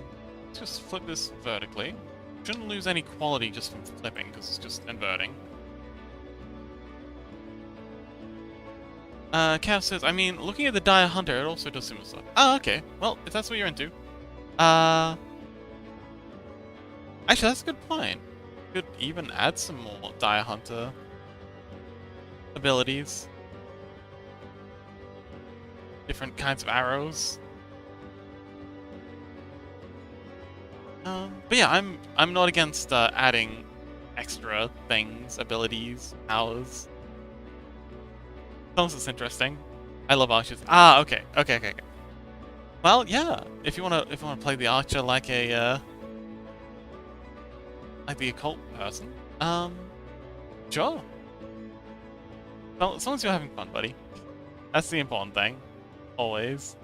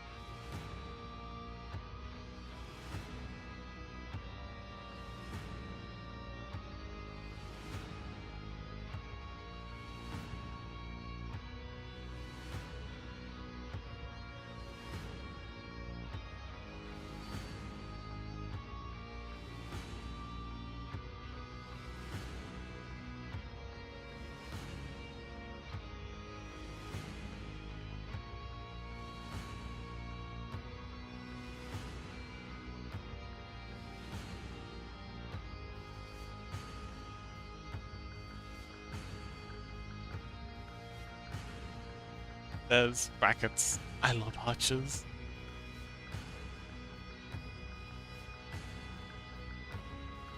It'd be cool if we could like play around with grappling hooks. Just curious, how long does combat usually take? So, when we usually split the sessions into either a combat fighting session or an RP session. Well,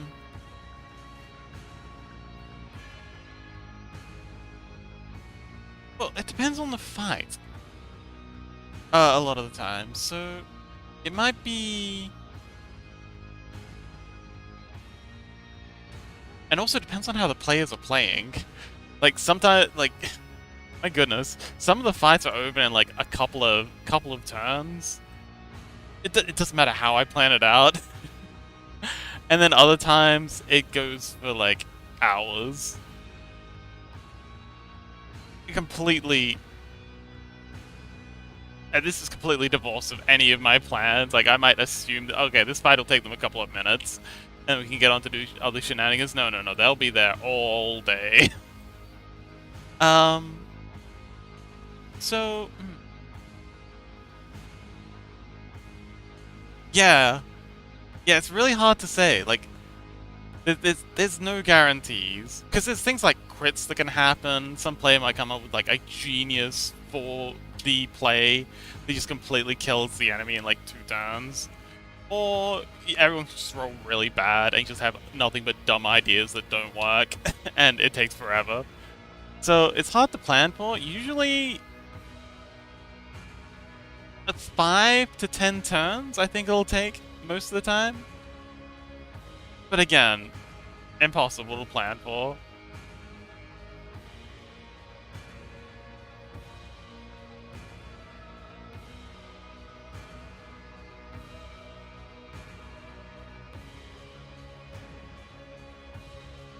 Yes. Well, Risky found Risky found that out the easy way, a hard way. I don't know. They got a really good damage over time on the last fight. They just absolutely wiped the floor with the with the boss.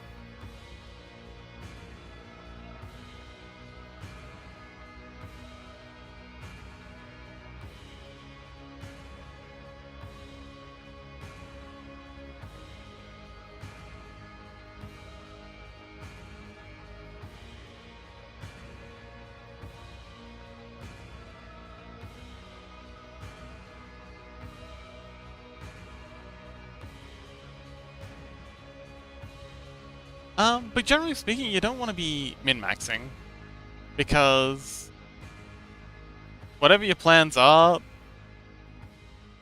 the game's gonna probably mess with it. Like, you can have the best plans in the world, but if the dice aren't in your favor, it's not gonna matter.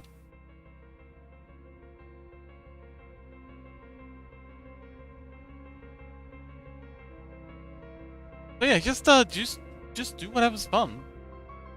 Don't worry too much about min-maxing or having like a good play. Oh, don't worry, you won't be useless. I mean, no more useless than some of the other characters.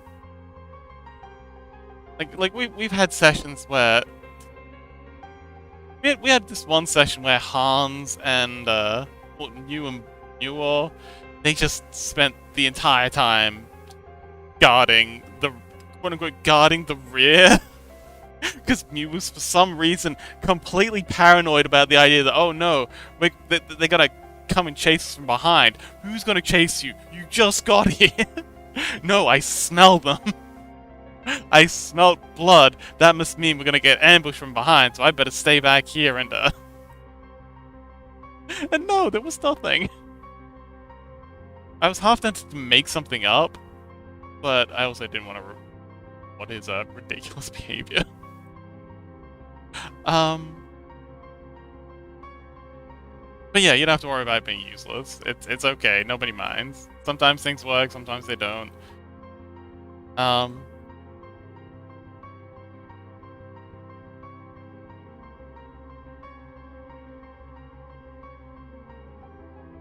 In terms of like being useful, the most useful thing is actually just being creative.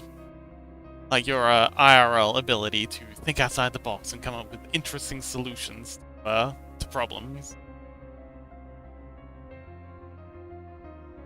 If you can do that, it doesn't matter what your build looks like. Especially a game like Morkborg. Morkborg's are very appreciative of you being able to come up with interesting ways of messing with it. Good luck!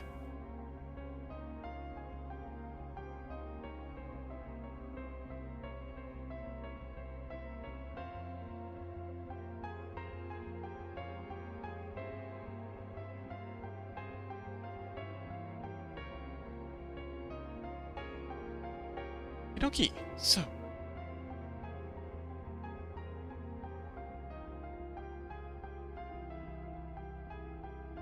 I'm going to not finish this off just yet. I'm going to go in and add in the rest of the textures. Yeah. And just see how it looks so far. Yeah. Okay, big. Oops.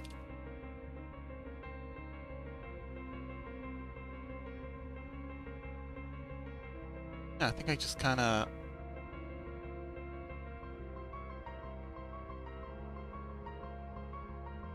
like this, and it should make it look like the tower lighthouse castle thing is kind of raised up. Well, not raised up. The ground has eroded around it from all the rain and sleet and I don't know, probably snow at some points past the year.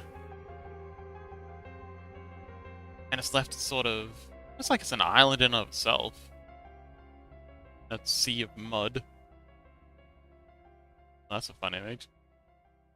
So, okay, multiply and 10%. So that you two. Back to multiply, and so you're back down to 10.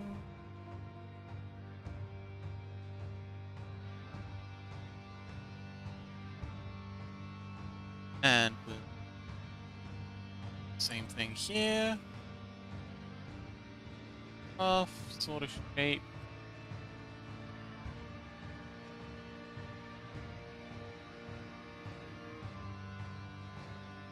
I love how delightfully grim this looks, by the way. It looks so wet and so dreary, which is exactly what I'm going for. I want the outside of the castle to look as miserable as possible. Give the players every reason to just want to get inside. Even though I know they won't. They'll spend 3 hours just kind of like wandering around the outside, investigating every nook and cranny. Like, but what if? What if? Now hear me out. What if there's a back entrance? Maybe they'll find something. Who knows?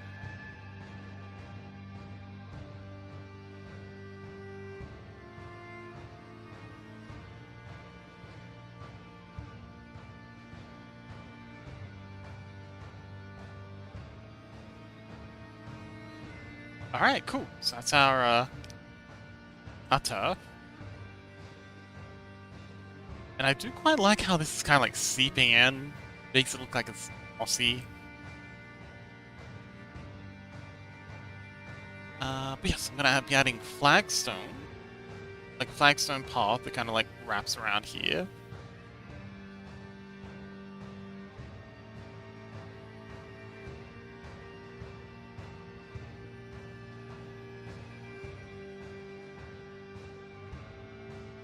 Yeah, like a flagstone path that wraps around here and then comes down this way, I guess?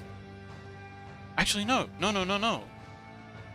Oh, I know. Okay, I'm actually going to draw this in now. So what I'm thinking is, have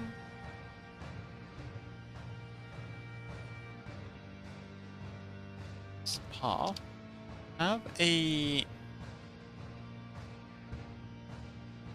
path that just kind of, so have it along here. Find the right brush. Ink.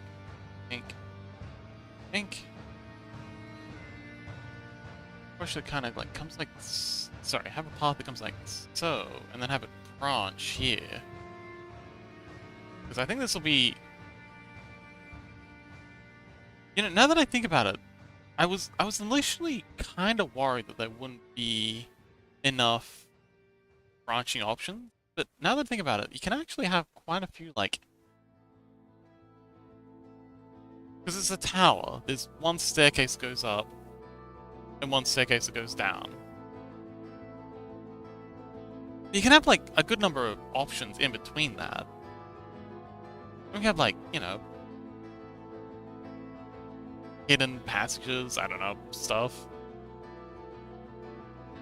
Oh, Okay, so what I'm thinking for this, in terms of dungeon layout, is have, like, an entrance.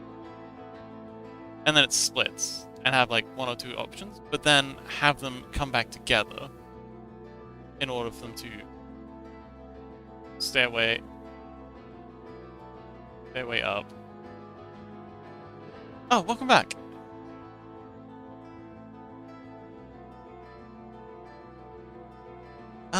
But yeah. Okay, I don't like the way that looks. We're going to instead. Alright.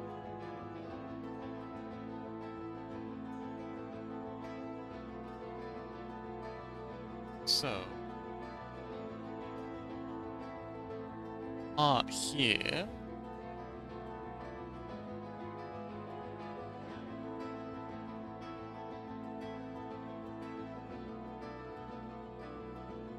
Okay, I don't like that much either.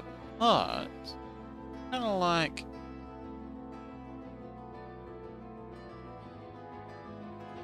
this is. So what if we have around here? So like so.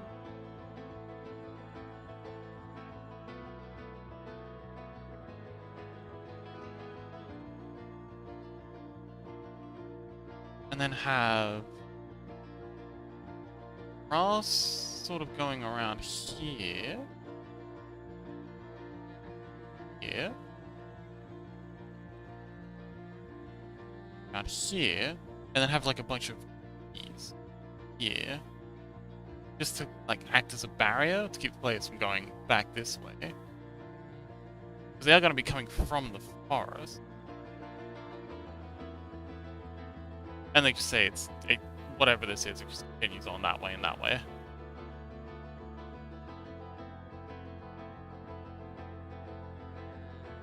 So that'll encourage them. They're going to come from here. They're going to see this door. The door's going to be blocked off. They're going to see this, and they're either going to try and get into here. Of course they're going to want to get in. They're going to see a door and just be like, how do I get in? Kev says, as long as the effects slash debuffs are open-ended, I could for sure come up with some creative ways of using it. Ah, excellent. Yes, for sure. I do like to try and make all the abilities as open-ended as possible for exactly that reason.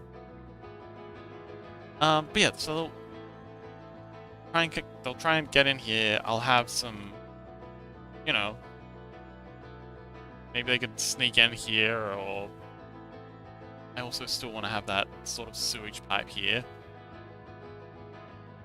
Or, I guess, runoff pipe?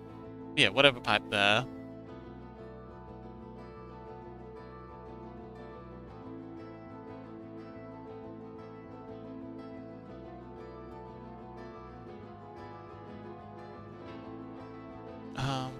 But the important thing here is that there'll be this path will wrap around, and hopefully that'll point the players to be like, oh, okay, there's gonna be something over here, even if they can't see it immediately. They're gonna investigate and be like, oh, okay, there's a stairway. Let's go up. So try and direct the players without, you know, railroading them.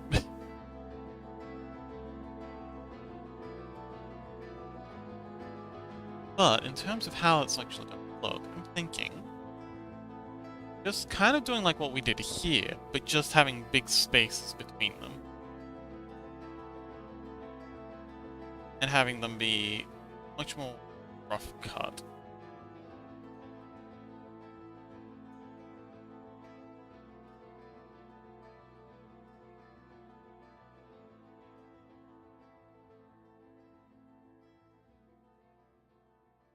And have them go under the grass on this side.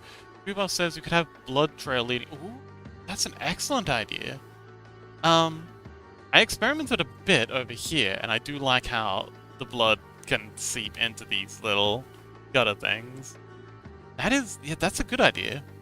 Maybe I could have like the blood kind of leading this way.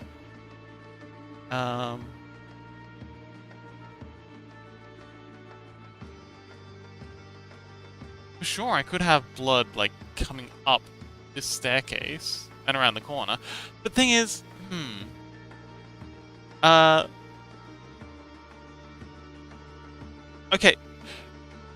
I've actually tried that before, and it went in the exact opposite direction. Chaos says, also, what I always appreciate about Philip characters is consistency. Would rather have lower highs than do a lot of bad on bad rolls. Yeah. Yeah. It depends on the kind of character you're playing, like which class you're playing as. Some of them are extremely random. Some of them are designed to be random. But yeah, we have what's called a instinct roll. so you can kind of like check your gut. And we got observation rolls, and they rolled. So Rissy rolled to sniff the air because they're like a dog creature and they have a good sense of smell, and they rolled really high. And it was like, oh, okay, well, there's blood. You can smell blood in this direction. And that was, like you were saying, Fubal, that was kind of the direction I was wanting them to go. So I thought, okay, maybe if I can, like, you know, point that. And they were not interested in that at all. They would not have a bar of it. They were just like, oh, okay, there's blood in that direction. Let's do everything we can to not go that way. And eventually, like, they found their way into, like, a secret cave system that went under the ambush. But they completely bypassed like a huge section of the sorry, it was an NPC there that they were supposed to rescue, but because he was bleeding and there was like a little blood trail leading up to him, they thought, oh no, that's dangerous. But yeah, so now there's an NPC that's died that I'm thinking I'll just bring back here and put him in a cage because they never saw the NPC. So I'm just thinking, yeah, he was well, actually, no. Maybe maybe the goblins kidnapped him. Anyway, shout out to Grey Dev. Yes, we love Grey Dev. I gotta write a little thing for you, Grey.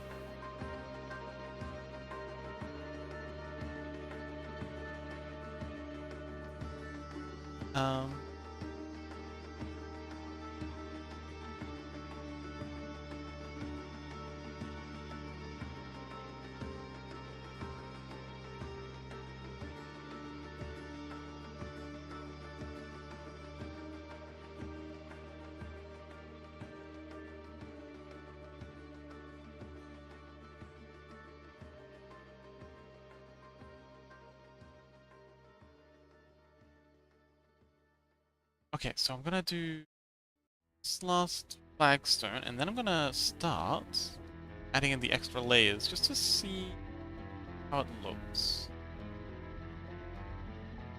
So, doing the exact same technique that we used for the bricks. Add a group layer, pop it there, layer, and then this is going to be height.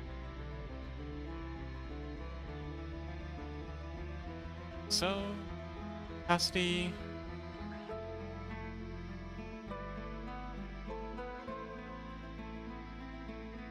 The cutest potat.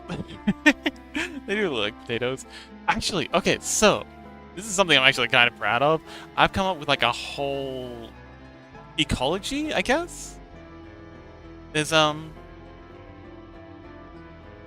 whole bunch of there's no potatoes in this world. Instead, they've got what are called rotatoes, and the law behind rotatoes is they start to rot in the ground as soon as they're ripe. So basically, doesn't matter how quick you pick them, they're gonna taste sour and gross. And they make this stuff called rotka out of it, which is kind of like a very, very sour, very bitter vodka kind of alcohol people drink. And then there's this razor grain, which is kind of like it's kind of like wheat, but this might just be an Australian thing, but here we've got something I call blade grass, and it is so sharp. Like, you can be wearing full-length jeans, and it'll just cut straight through them. They're usually at the beach, and I just imagine this, like, so at some point, this blade grass got crossbred with grain, and that's what they're using, and and it's got like a very sandy, gritty, sharp taste to it. And so when you brew it, you wind up with a malt that's very, very bitey. And the bread you make out of it tastes very scratchy. But the farmers who have to deal with this crop, and I've got a whole thing planned involving having to harvest this stuff, but they they have to wear these like full-length, thick leather outfits just to keep themselves from getting completely shredded, just while they're out tending their fields. And it's really hot and sweaty, and so you got to pick between either dying from heat stroke or getting shredded by the plants. And then there's Trifid gourds, which are kind of like the replacement for pumpkins. They are they eat you because of course they do. It's just straight up a plant that pretends to be docile. It's kind of like a Venus flytrap kind of thing, except that the like gourd thing opens up and can like, you know, fit a whole person in it, and they just kind of wait until people are sleeping, and they just kind of like slowly sneak up on them and they just eat them. That's the wild gourds though. The farmed ones generally behave themselves because they're well fed. And so yeah, you've got like carnivorous crops that people feed. And yeah, I've got a whole heap of different crops and plants and stuff that I'm working on. All of them are delightfully grim. There's the sapple cider. Sorry, the sapple cider made from sapples, also known as sad apples. They kind of like they taste very salty, but just a little bit sweet. And they only ever grow on mass graves or areas where a lot of people have died.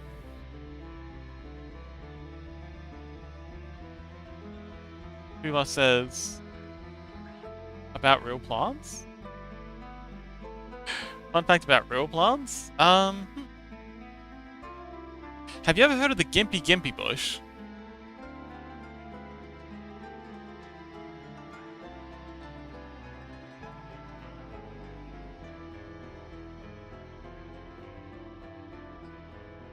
Okay, so it's this fun little Australian plant that has...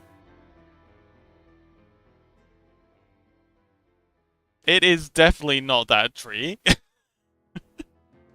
Although, I have lots of fun stories about that. Actually, so... we actually have pink trees here. There's a species of gum tree, that, it sheds a spark, and it has this delightful pink hue to it. It's like almost white, but it has this pink sheen to it. It's really, really quite incredible. And there's the blue ones as well, also known as blue gums. But I haven't been able to find any pictures of them online. Like, I keep telling people about this, and I was like, oh yeah, I'll just look it up. Surely there's got to be, but I can't find any. I see them all the time, but I just can't find any. Maybe like they don't show up on camera or something? Anyway, Gimpy bush. This is a plant that has little spikes on it. Tiny, itty bitty little, like eyelash-sized follicles. And, you know, I'm just gonna draw it real quickly. What it is, and if you know anything about, like, jellyfish anatomy, this is gonna look very similar. It has a little pressurized container, and sticking out of this pressurized container is a needle, a little hypodermic needle, and inside that hypodermic needle is, well, we'll get to that, but this is all pressurized. So if you brush up against this at all, so if you brush up against this, so this is your skin here, it's gonna trigger this, and it's gonna shoot this hypodermic needle right up into you. It's gonna get right up in there. So,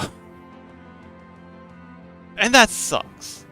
But the worst part is the stuff that's in that needle is apparently the most painful thing you go through. There was this one story of a British. So we do like military trades.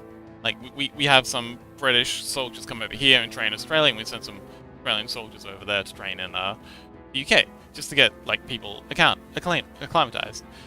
And so the Brits and the Brits and the Australians are out on patrol, just doing like a training exercise together, and the British officer's just like, okay, I gotta go poop. I'm gonna go, do daring do. So off he goes, and the other soldiers kind of like milling around, just waiting for them to get back, and then they hear screaming. They hear this blood-curdling scream, and then a bang. And of course they go and investigate. And what they see is the officer with his pants around his ankles and a bullet hole in his head. And of course there's a big kerfuffle, and that they're investigating around, and they notice that there is one of these gimpy bushes next to him. And some of the leaves have been removed. Turns out what he'd done was he'd done his business, done his poo-poo, and then he'd gone around searching for something to wipe his bum with. And the thing he decided to wipe his bum with was the gimpy bush. And yeah, there's been people who've gone and gotten themselves stung, and like just like the slightest brush, and they still feel the pain years later.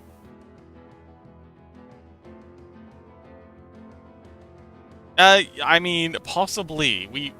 We don't have any confirmed information on where or what the leaf touched, but it was bad enough that, yeah. So yeah, that's a fun fact about Australian plants. We have a plant that is so venomous and so painful that people would literally rather shoot themselves than endure the pain. I don't know if that counts as fun, but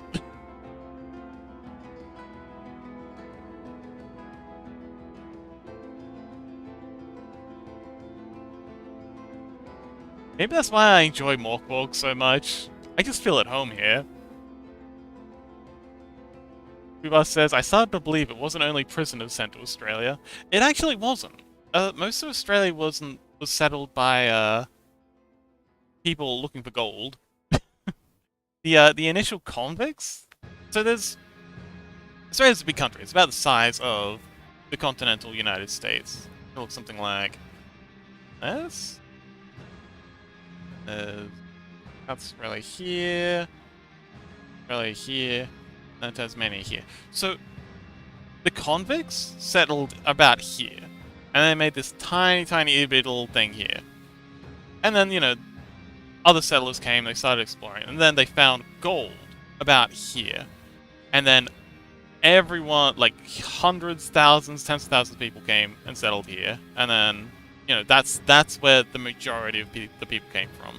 The initial convict waves was just like an itty-bitty little number of people.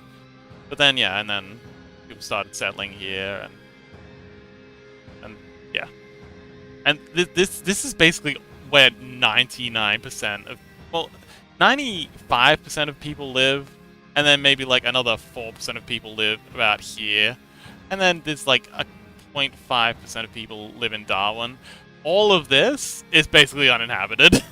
It's just a nuclear wasteland. And uninhabitable. Like, it's just red rim desert. And of course the deserts are red. Nothing's normal here. We can't even have normal sand. People says, like, just send everything we don't want there. Batman. Wait, Batman? I'm Batman.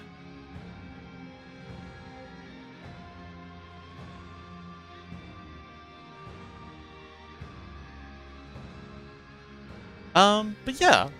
Australia's kinda nightmare fuel. Oh, it looked like the bat signal. It doesn't look like a bat a bit. Or maybe that's just my horrible geography.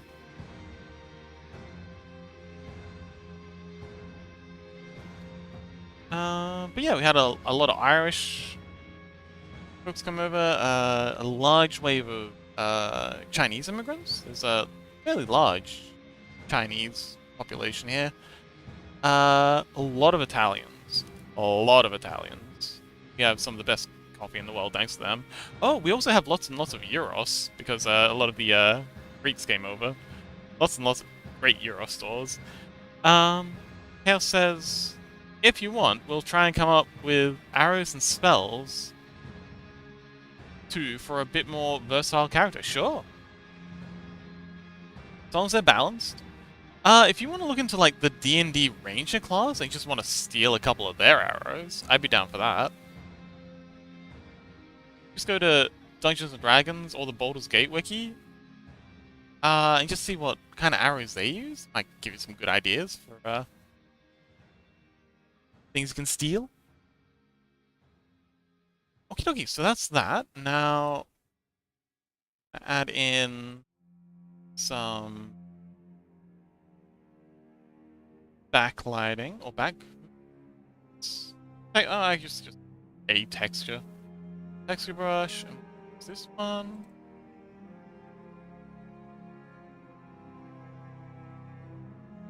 I wonder if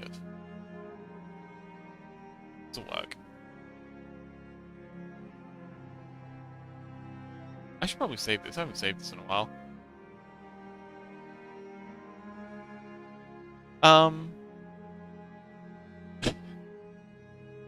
Booba says, the Blender Book of Forbidden Arts. Chapter 1, UV Unwrap. Chapter 2, Solidify. You know, for the spell part, yes. Actually, hang on. Do I still have Blender open? I don't still have Blender open. Okay. Let's take a look at the, because I've got some... Oh, I got exactly 69% of my RAM being used at the moment. Let's go. So let's have a look at the Blender modifiers.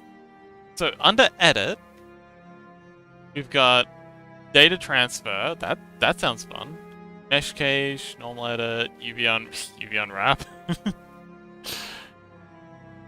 What do we have on Degenerate? Array, that's the one Gray mentioned before to make an army of himself. Bevel, Boolean, that's basically just putting a hole through something. Aiming arrow for the lols, of course. Decimate! Edge split, that sounds fun. Mask, mirror, also cool. Multi-resolution? I don't know how that'd work. Remesh screw. That sounds grim. Skin. In. Solidify. Subsurface. Triangulate. Volume to mesh. Weld? Weld would be a very handy spell. Ah! Chaos says, honestly, I just take inspiration from League abilities and characters. Good idea. I wonder if, I don't remember Kindred's ability list. I don't really think you can steal from her stuff. A lot of arrows.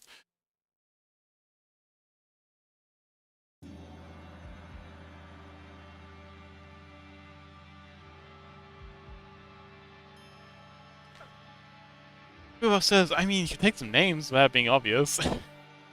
Could do. Okay, let's try this again. Ah, there we go. Now you're working. Ah, okay, cool. Just invert the selection. Now, if I brush...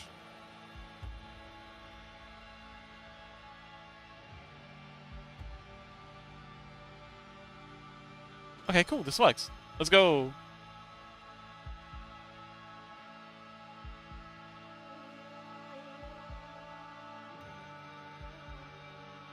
I'm gonna use this to add in some texture here and there.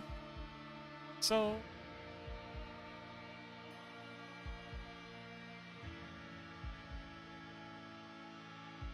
Not in there, apparently.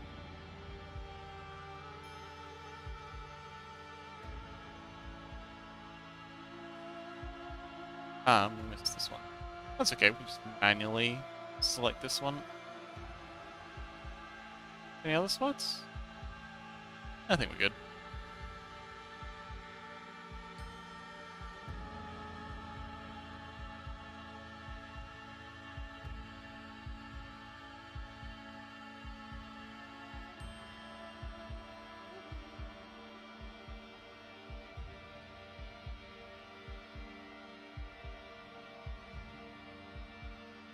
Okay, and we're gonna add some randomization brushes, like... Where's my cracks brush? There it is. Like so.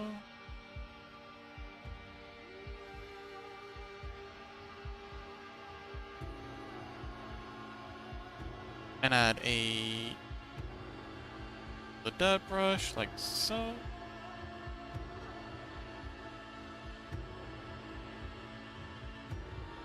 And I add a new layer. I thought I add a new layer. There we go. There's a layer.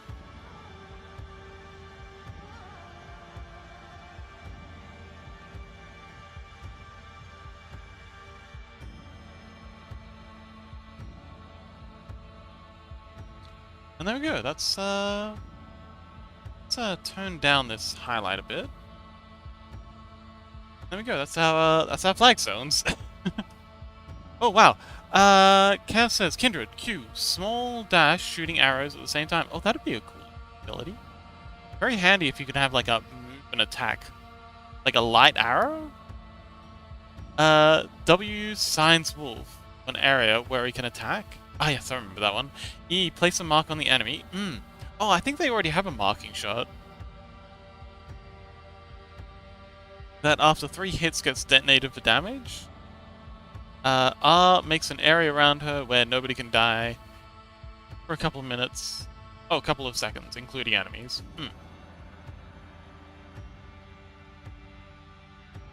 Are there any... Are there any other characters that use bow and arrow?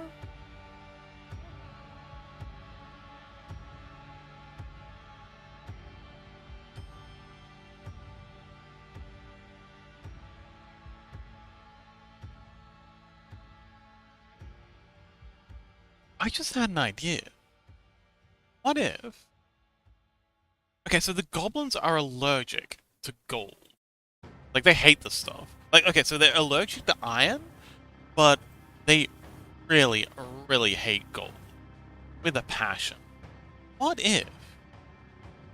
put gold over all these vents?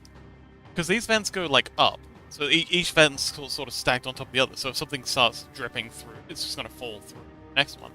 What if we put, like, some gold on a couple of these? Because the goblins have been literally flushing all the gold down the toilet. They've just been throwing it away to try and get rid of it, because the stuff burns them. It'd be a pretty cool way of, like, having loot. Like, good way to explain why there's loot down there. They've literally been flushing them down the toilet. Because they hate gold.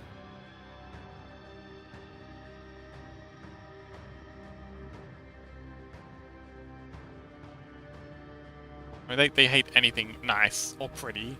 Chaos says, but what I like most about Kindred is the scaling.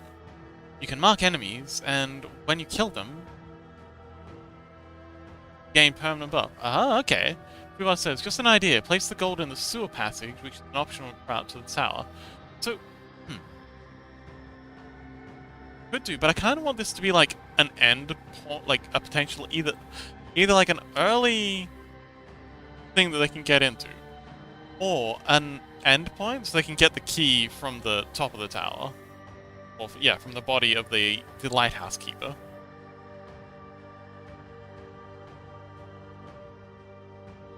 So the point is they can see the gold from here, but they have to come back for it. Like, they have to loop back around when they're done with the tower to get back in here, unless they can find some shenanigans to sneak in, which I'm sure they will.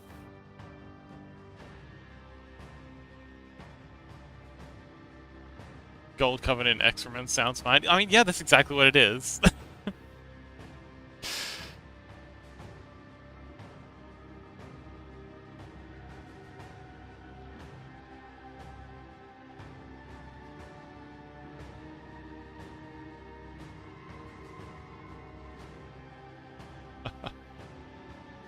Sure. I think that's the thing in Darkest Dungeon.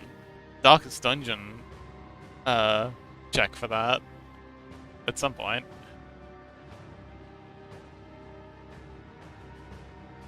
Okay, so yeah, I think this looks pretty good. Just continue this sort of thing, wrap it around. Actually, I'd probably copy and paste this.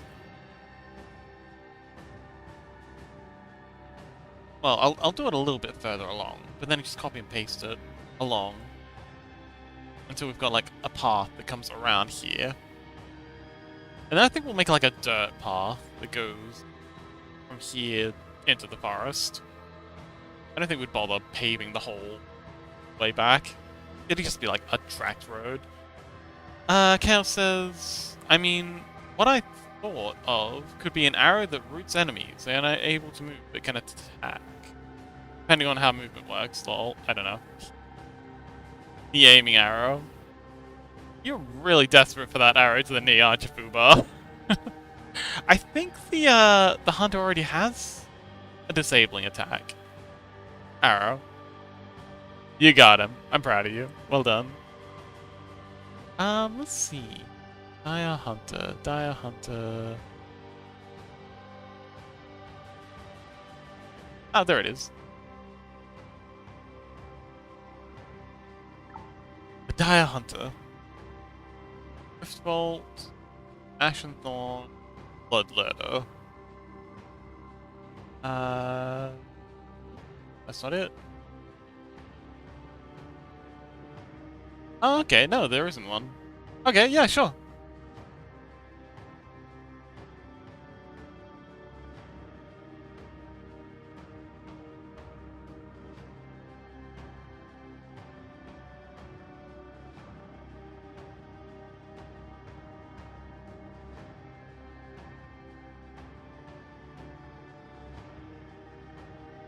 Carry an arcane, an arcane quiver, which continuously replenishes its magical charge. Daily can harness 2 randomly determined effects, and can imbue a total of D4 arrow bolts. If unused, they lose their arcane effect after 2 hours. I'd probably change that around. You could say you can pick one every time you leveled up. Add a new arrow to your quiver, or kind of arrow. Because that's not fun. Random arrows every day. I don't like that.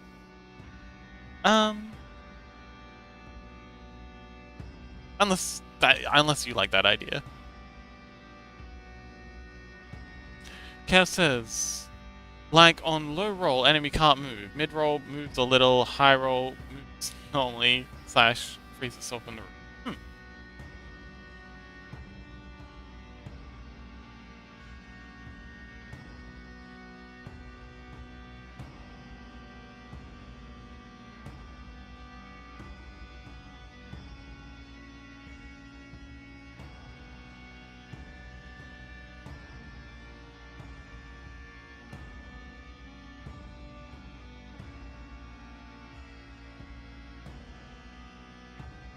Yeah, I guess. I'd probably just make it so that it's success loss though, because I don't. The way I like to play it is I like to have as rolls to the DM as possible. Like I like to make sure the players are doing all the rolling, ideally. Okay.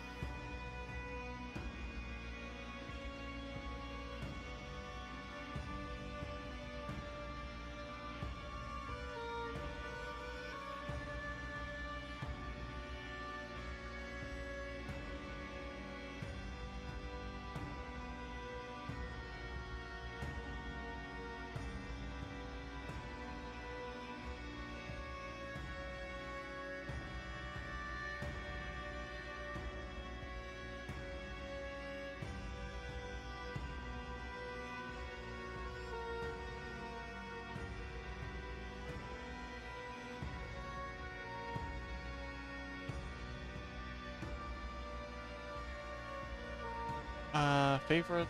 Okay, yes, my favorite ink brush.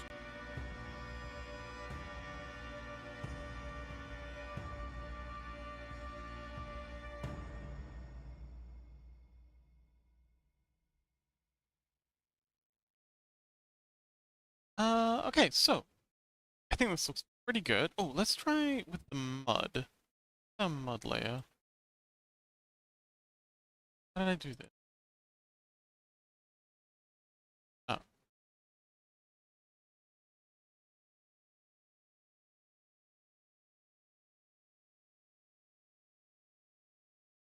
Okay, so let's go ahead and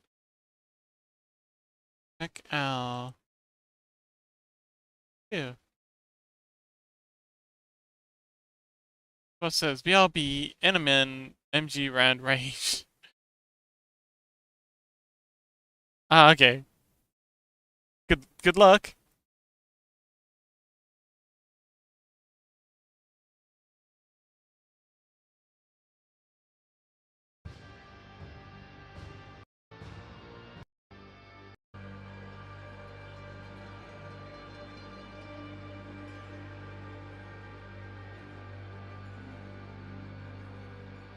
Yeah, I think it would be more fun because then you can like build your character. Like you're you're actually creating something rather than just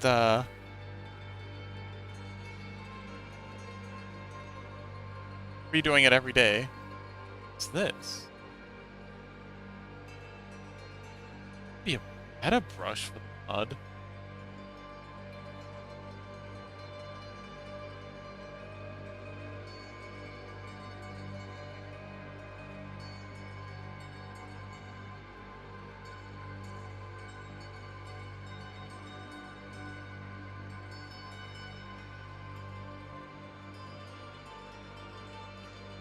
No, but it might be good to randomize it.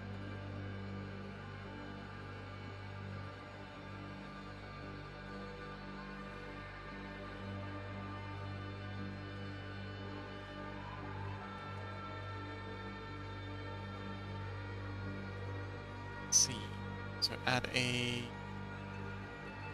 so-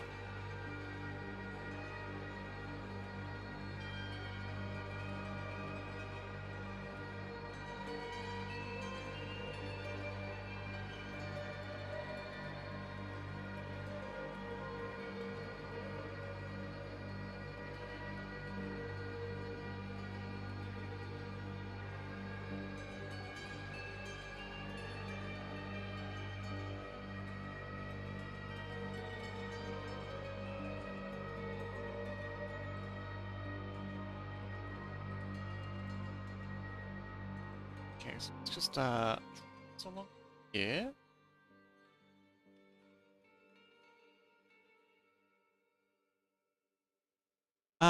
Chaos says I guess that the role of the player would be how long the effects last? Could do. I thought DM rolls are fine since you mentioned a crash potion. Yeah, usually I get the player to roll for that. Yeah. So they roll to see if like what the effect is. Um,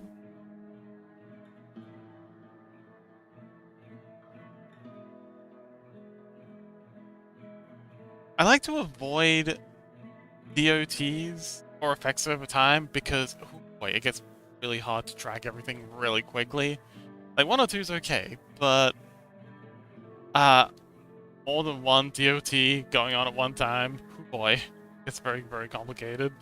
But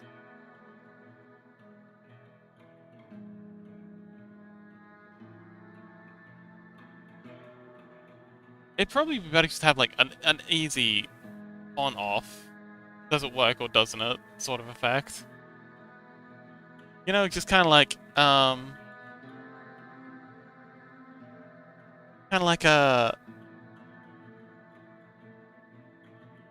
you know, you fire off and, well, actually no, it'd probably be better just to have it like if you can hit them.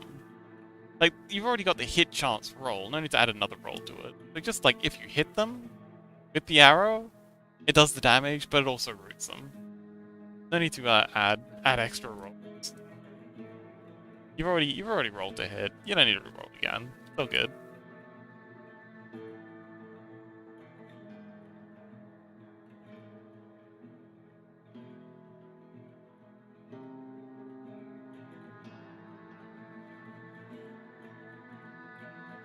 Okay, let's see. Opacity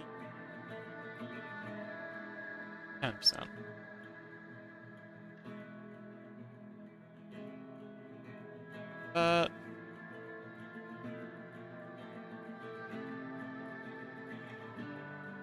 Down to 10%.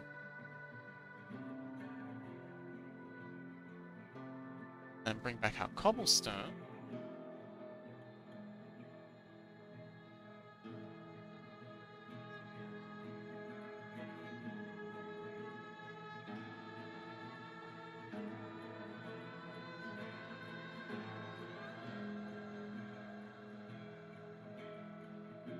I think need to be gray.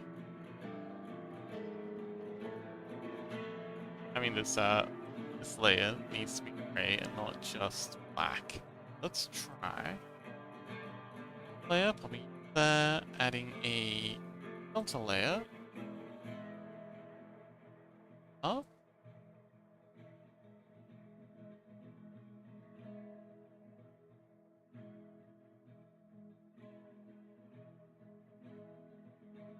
Okay, that's looking better. Dark though. Oh, sorry, too light though. Let's darken it.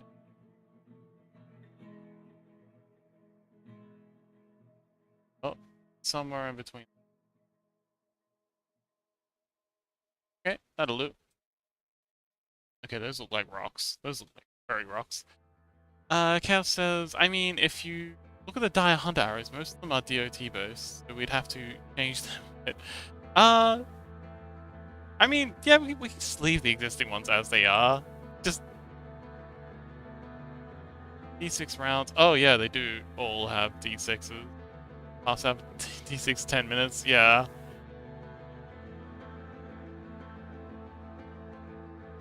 D6 rounds. Oh, I hate it when they do that. Makes things needlessly complicated. But yeah, I guess, yeah, sure. If you want to have like extra, yeah, if you want to follow that template, that makes sense. I understand.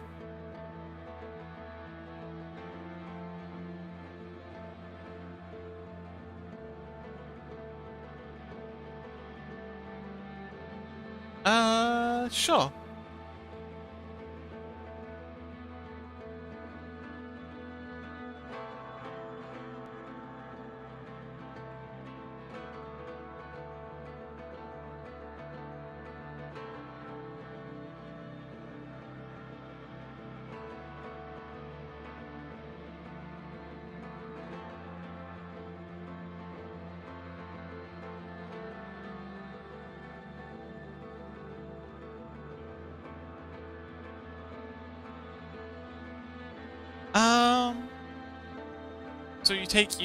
So you roll a d20.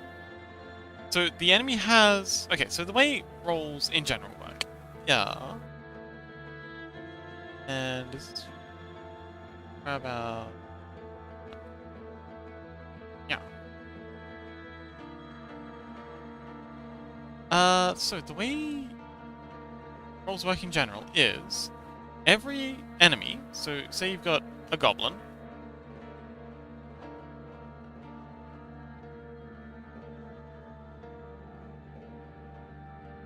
You've got a goblin.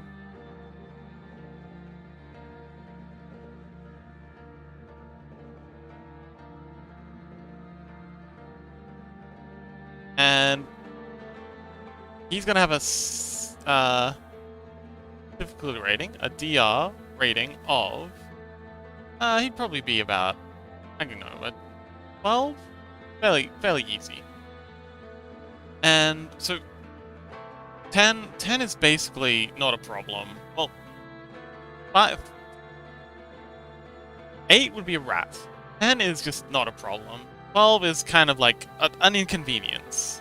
And then 14 is an annoyance. 16 is kind of getting to be a problem. 18 is a real problem.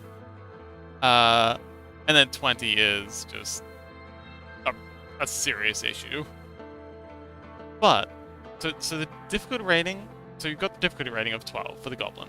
And then you've got you, Dire Hunter, their dire hunter hat and presumably a feather.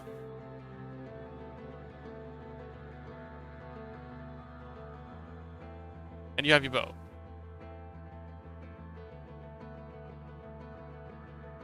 And you have a bunch of stats. So you got your strength, you got your presence, you got your toughness.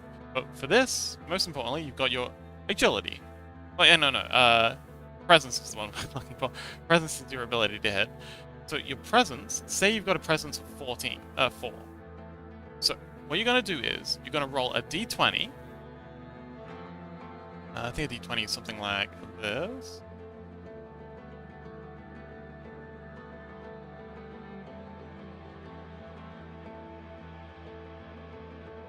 Anyway, you're gonna be rolling a d20. And the number you get plus your presence roll, if that, so say you roll a 7, add your presence roll to that, 7, 8, 9, 10, 11, so that equals 7, 4 plus 7 equals 11, that would be a less than the difficulty rating, and that would mean you'd miss. But if, say, instead let's say you give it another crack, and this time you roll a 10, that's a 14, so that's a hit. And that's basically how it works. You just roll a d20, add whatever the relevant modifier is, and if that's higher than the difficulty rating, you hit. Congratulations. Or you succeed. Whatever it is, you win at. Hey Ike, welcome! If you get a natural 20, you get a crit. And crits do extra special stuff. Like, they'll either do more damage, or you get to attack again, or something like that. Hey Ike, thank you! Yes, it's doing well. I'm very tired though. I'm thinking I might pack it in soon. I'm very slow. Ike says, sorry, just got home from the work. Oh, how'd work go? But if you get a 1, if you roll a 1, something extra bad happens, and that's called a critical fail. Kind of. We're explaining Morkborg. It's a very similar system in terms of the d20s. But yeah, that's how hitting works.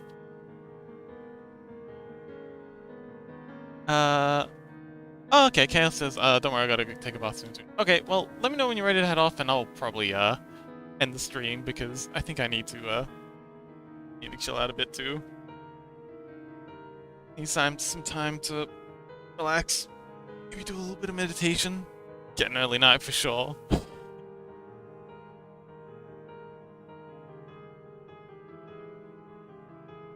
But yeah, I'm glad work went well. Oh, in around 10 minutes. Okay, cool. Right now. Billy's streaming? Sushi's streaming? Oh, Sushi's playing Escape from Tarkov.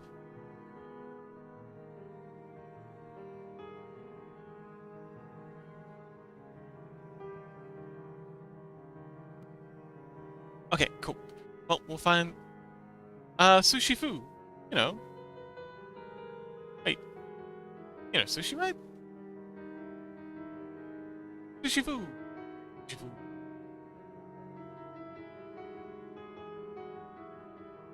Oh, okay. Well, I guess that's that might be. They do a lot of hard surface modeling. A lot of and a lot of character modeling. Not a lot of character modeling. They do like spaceships and stuff. They've been working on a alien sort of like alien from like the Alien franchise scene.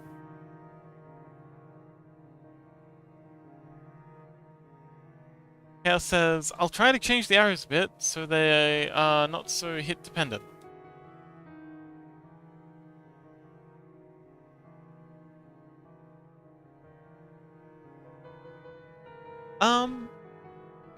That could be a good idea. I worry that might be a bit too much maths though. It's annoying when people have to stop playing the count. Second roll dependent? I think second roll. Roll once to hit, and then roll second time. Actually, you have your damage roll afterwards. If the damage roll was like a d6, you could just merge those two into one. Like it'd be the damage, and then whatever the damage is, that's how many rolls or how many turns they're affected by the effect for.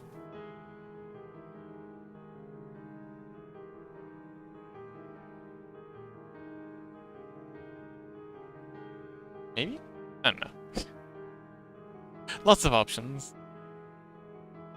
We got plenty of time to figure this stuff out, though.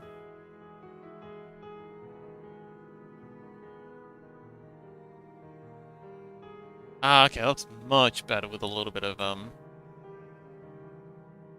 likeness between them.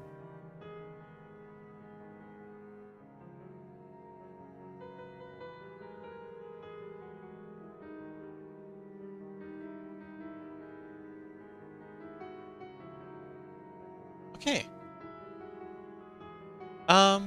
Anyway, like I said, I'm not going to be doing all these cobblestones. I'm just going to do like a section of them, and I'm going to duplicate them around because all of them would be awful. But this feels pretty good.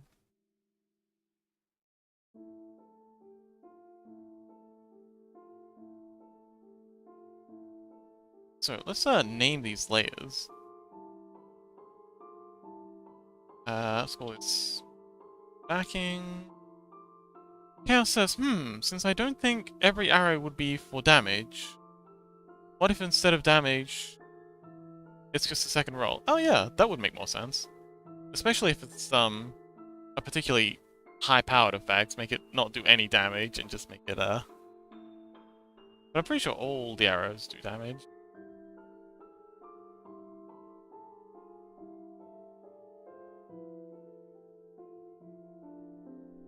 But yeah, you could make it so that instead of doing damage, instead roll for this. It should be pretty cool.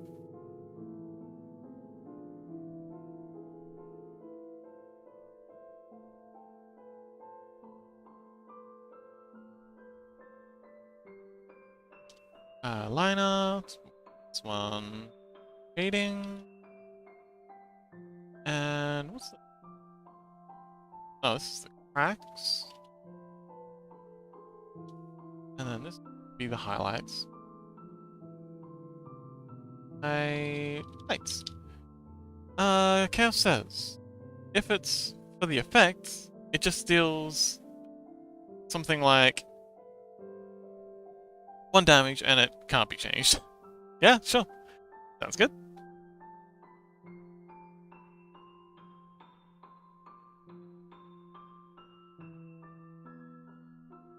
Oh, I should add some puddles of water.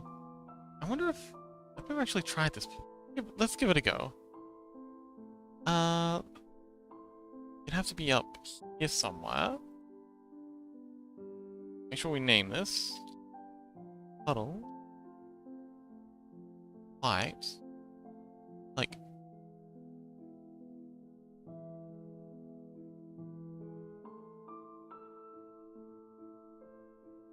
in like...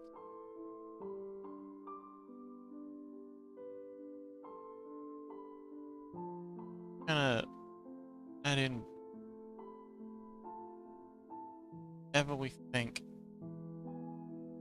low points might be. And along a lot of the cracks.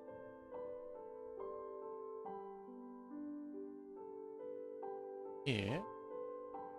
It's gonna be a lot of work, but my golly, this give it like an amazing effect.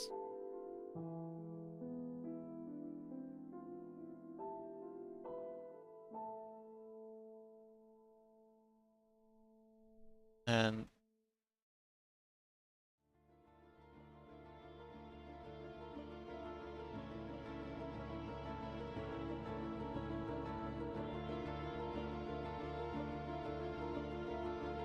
oh, this specific song that was playing? Oh, they don't have... Oh, wait, they do. So it was,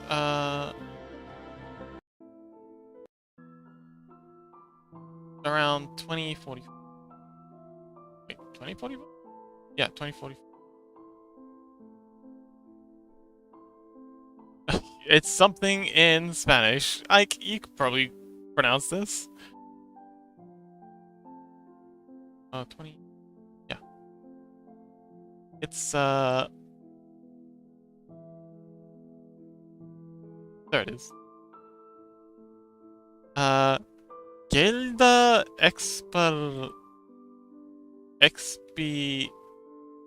Expiración? And it is very calming. So nice.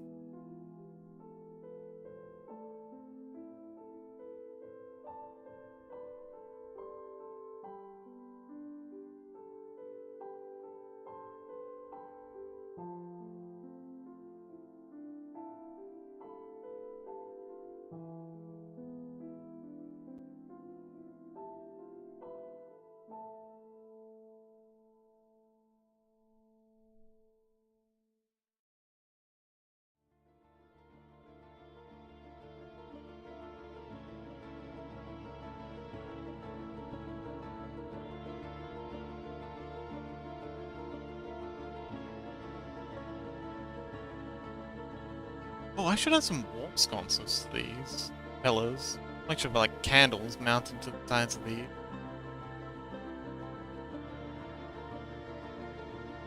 Because there's no lighting in here right now. Cal says, okay, I'm gonna go take a bath, so I'll have to go. I love the stream and I can't wait for the next one. Yes, I promise I'll be more I'll have more energy for the next stream. But yes, thank you so much for coming along, Chaos. And I think that might be a good opportunity for me to dip out as well. I'm very tired. I'm so sorry. I don't want to be here unless I'm on my A game, you know? So I hope you don't mind. I'll be raiding out. So let's see if we can find someone to check out. We'll go to the art stream.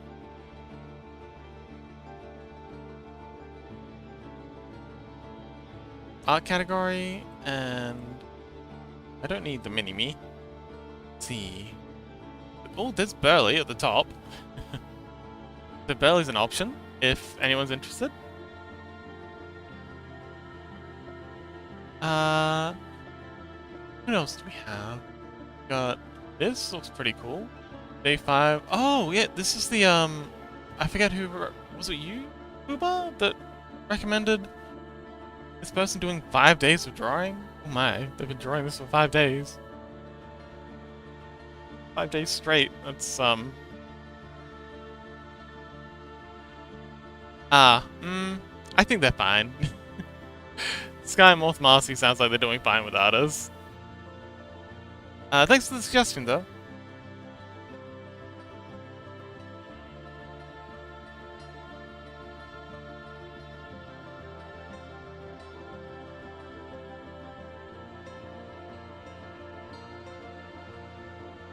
Well, I think it's between Burly Raptor, who's just doodling, requests welcome, or day 5 of drawing Ling,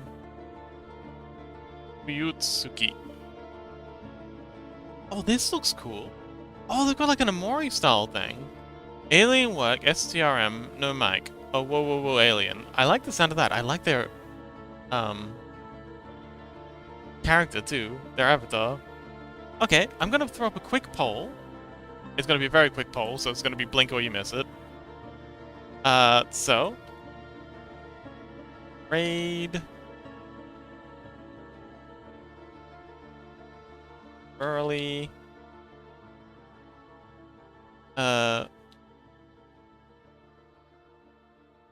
Or. Oh, whoa.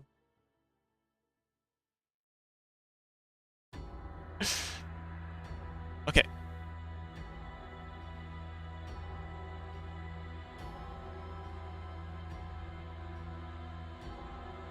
Boom. Raid. So, if anyone has any preferences, hit the button. If no one votes, I'll just I'll make an executive decision. But yeah. Oh, we got one for Burley. Oh, we got one for Owuwu. Okay. Do we have a tiebreaker? Or are you gonna leave it up to me?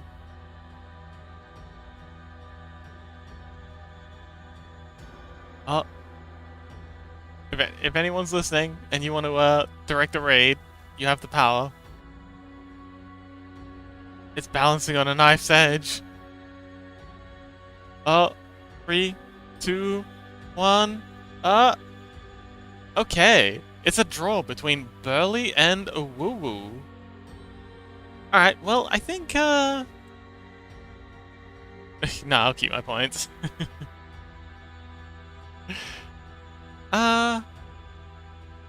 Well, let's take a look at what they're doing.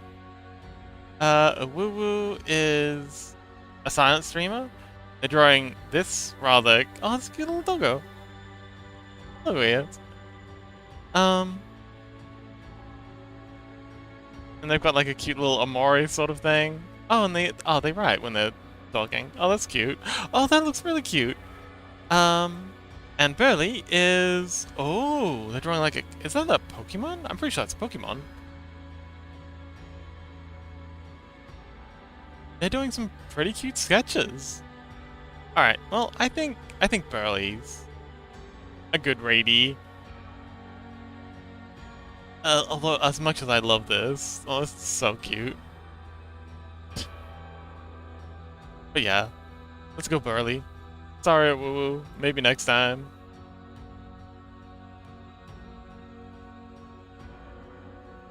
So, /raid.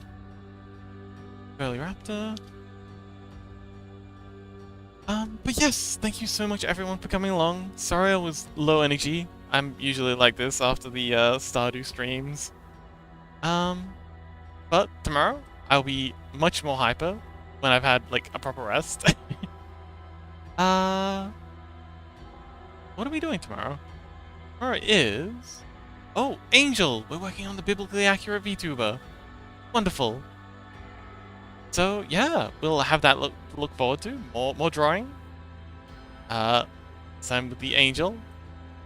Got a few more things to change. Yes, thank you so much everyone for coming along. Special thanks to Chaos, even though they're not here. And thanks Fubar again for the clip. It was really funny. I had a good laugh at that. Thank you so much for that clip. But yes, thank you so much for hanging out, and I will see you all next time. Bye.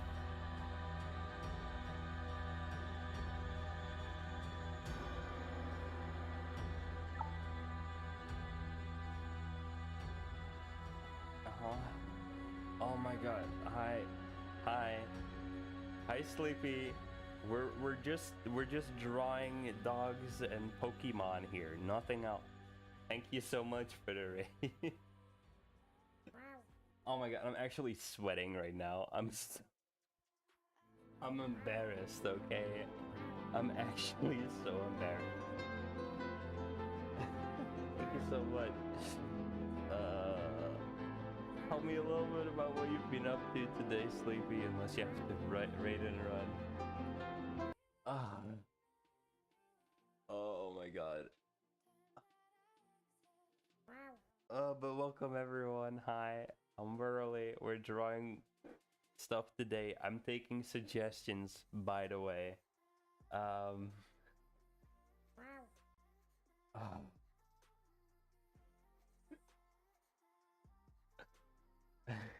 Normally I do 3D art, but I'm trying to relax today, so we're just doing this. We're just doing some silly little sketches, nothing serious. Again, you can just ask me or give me suggestions and a shower, yes.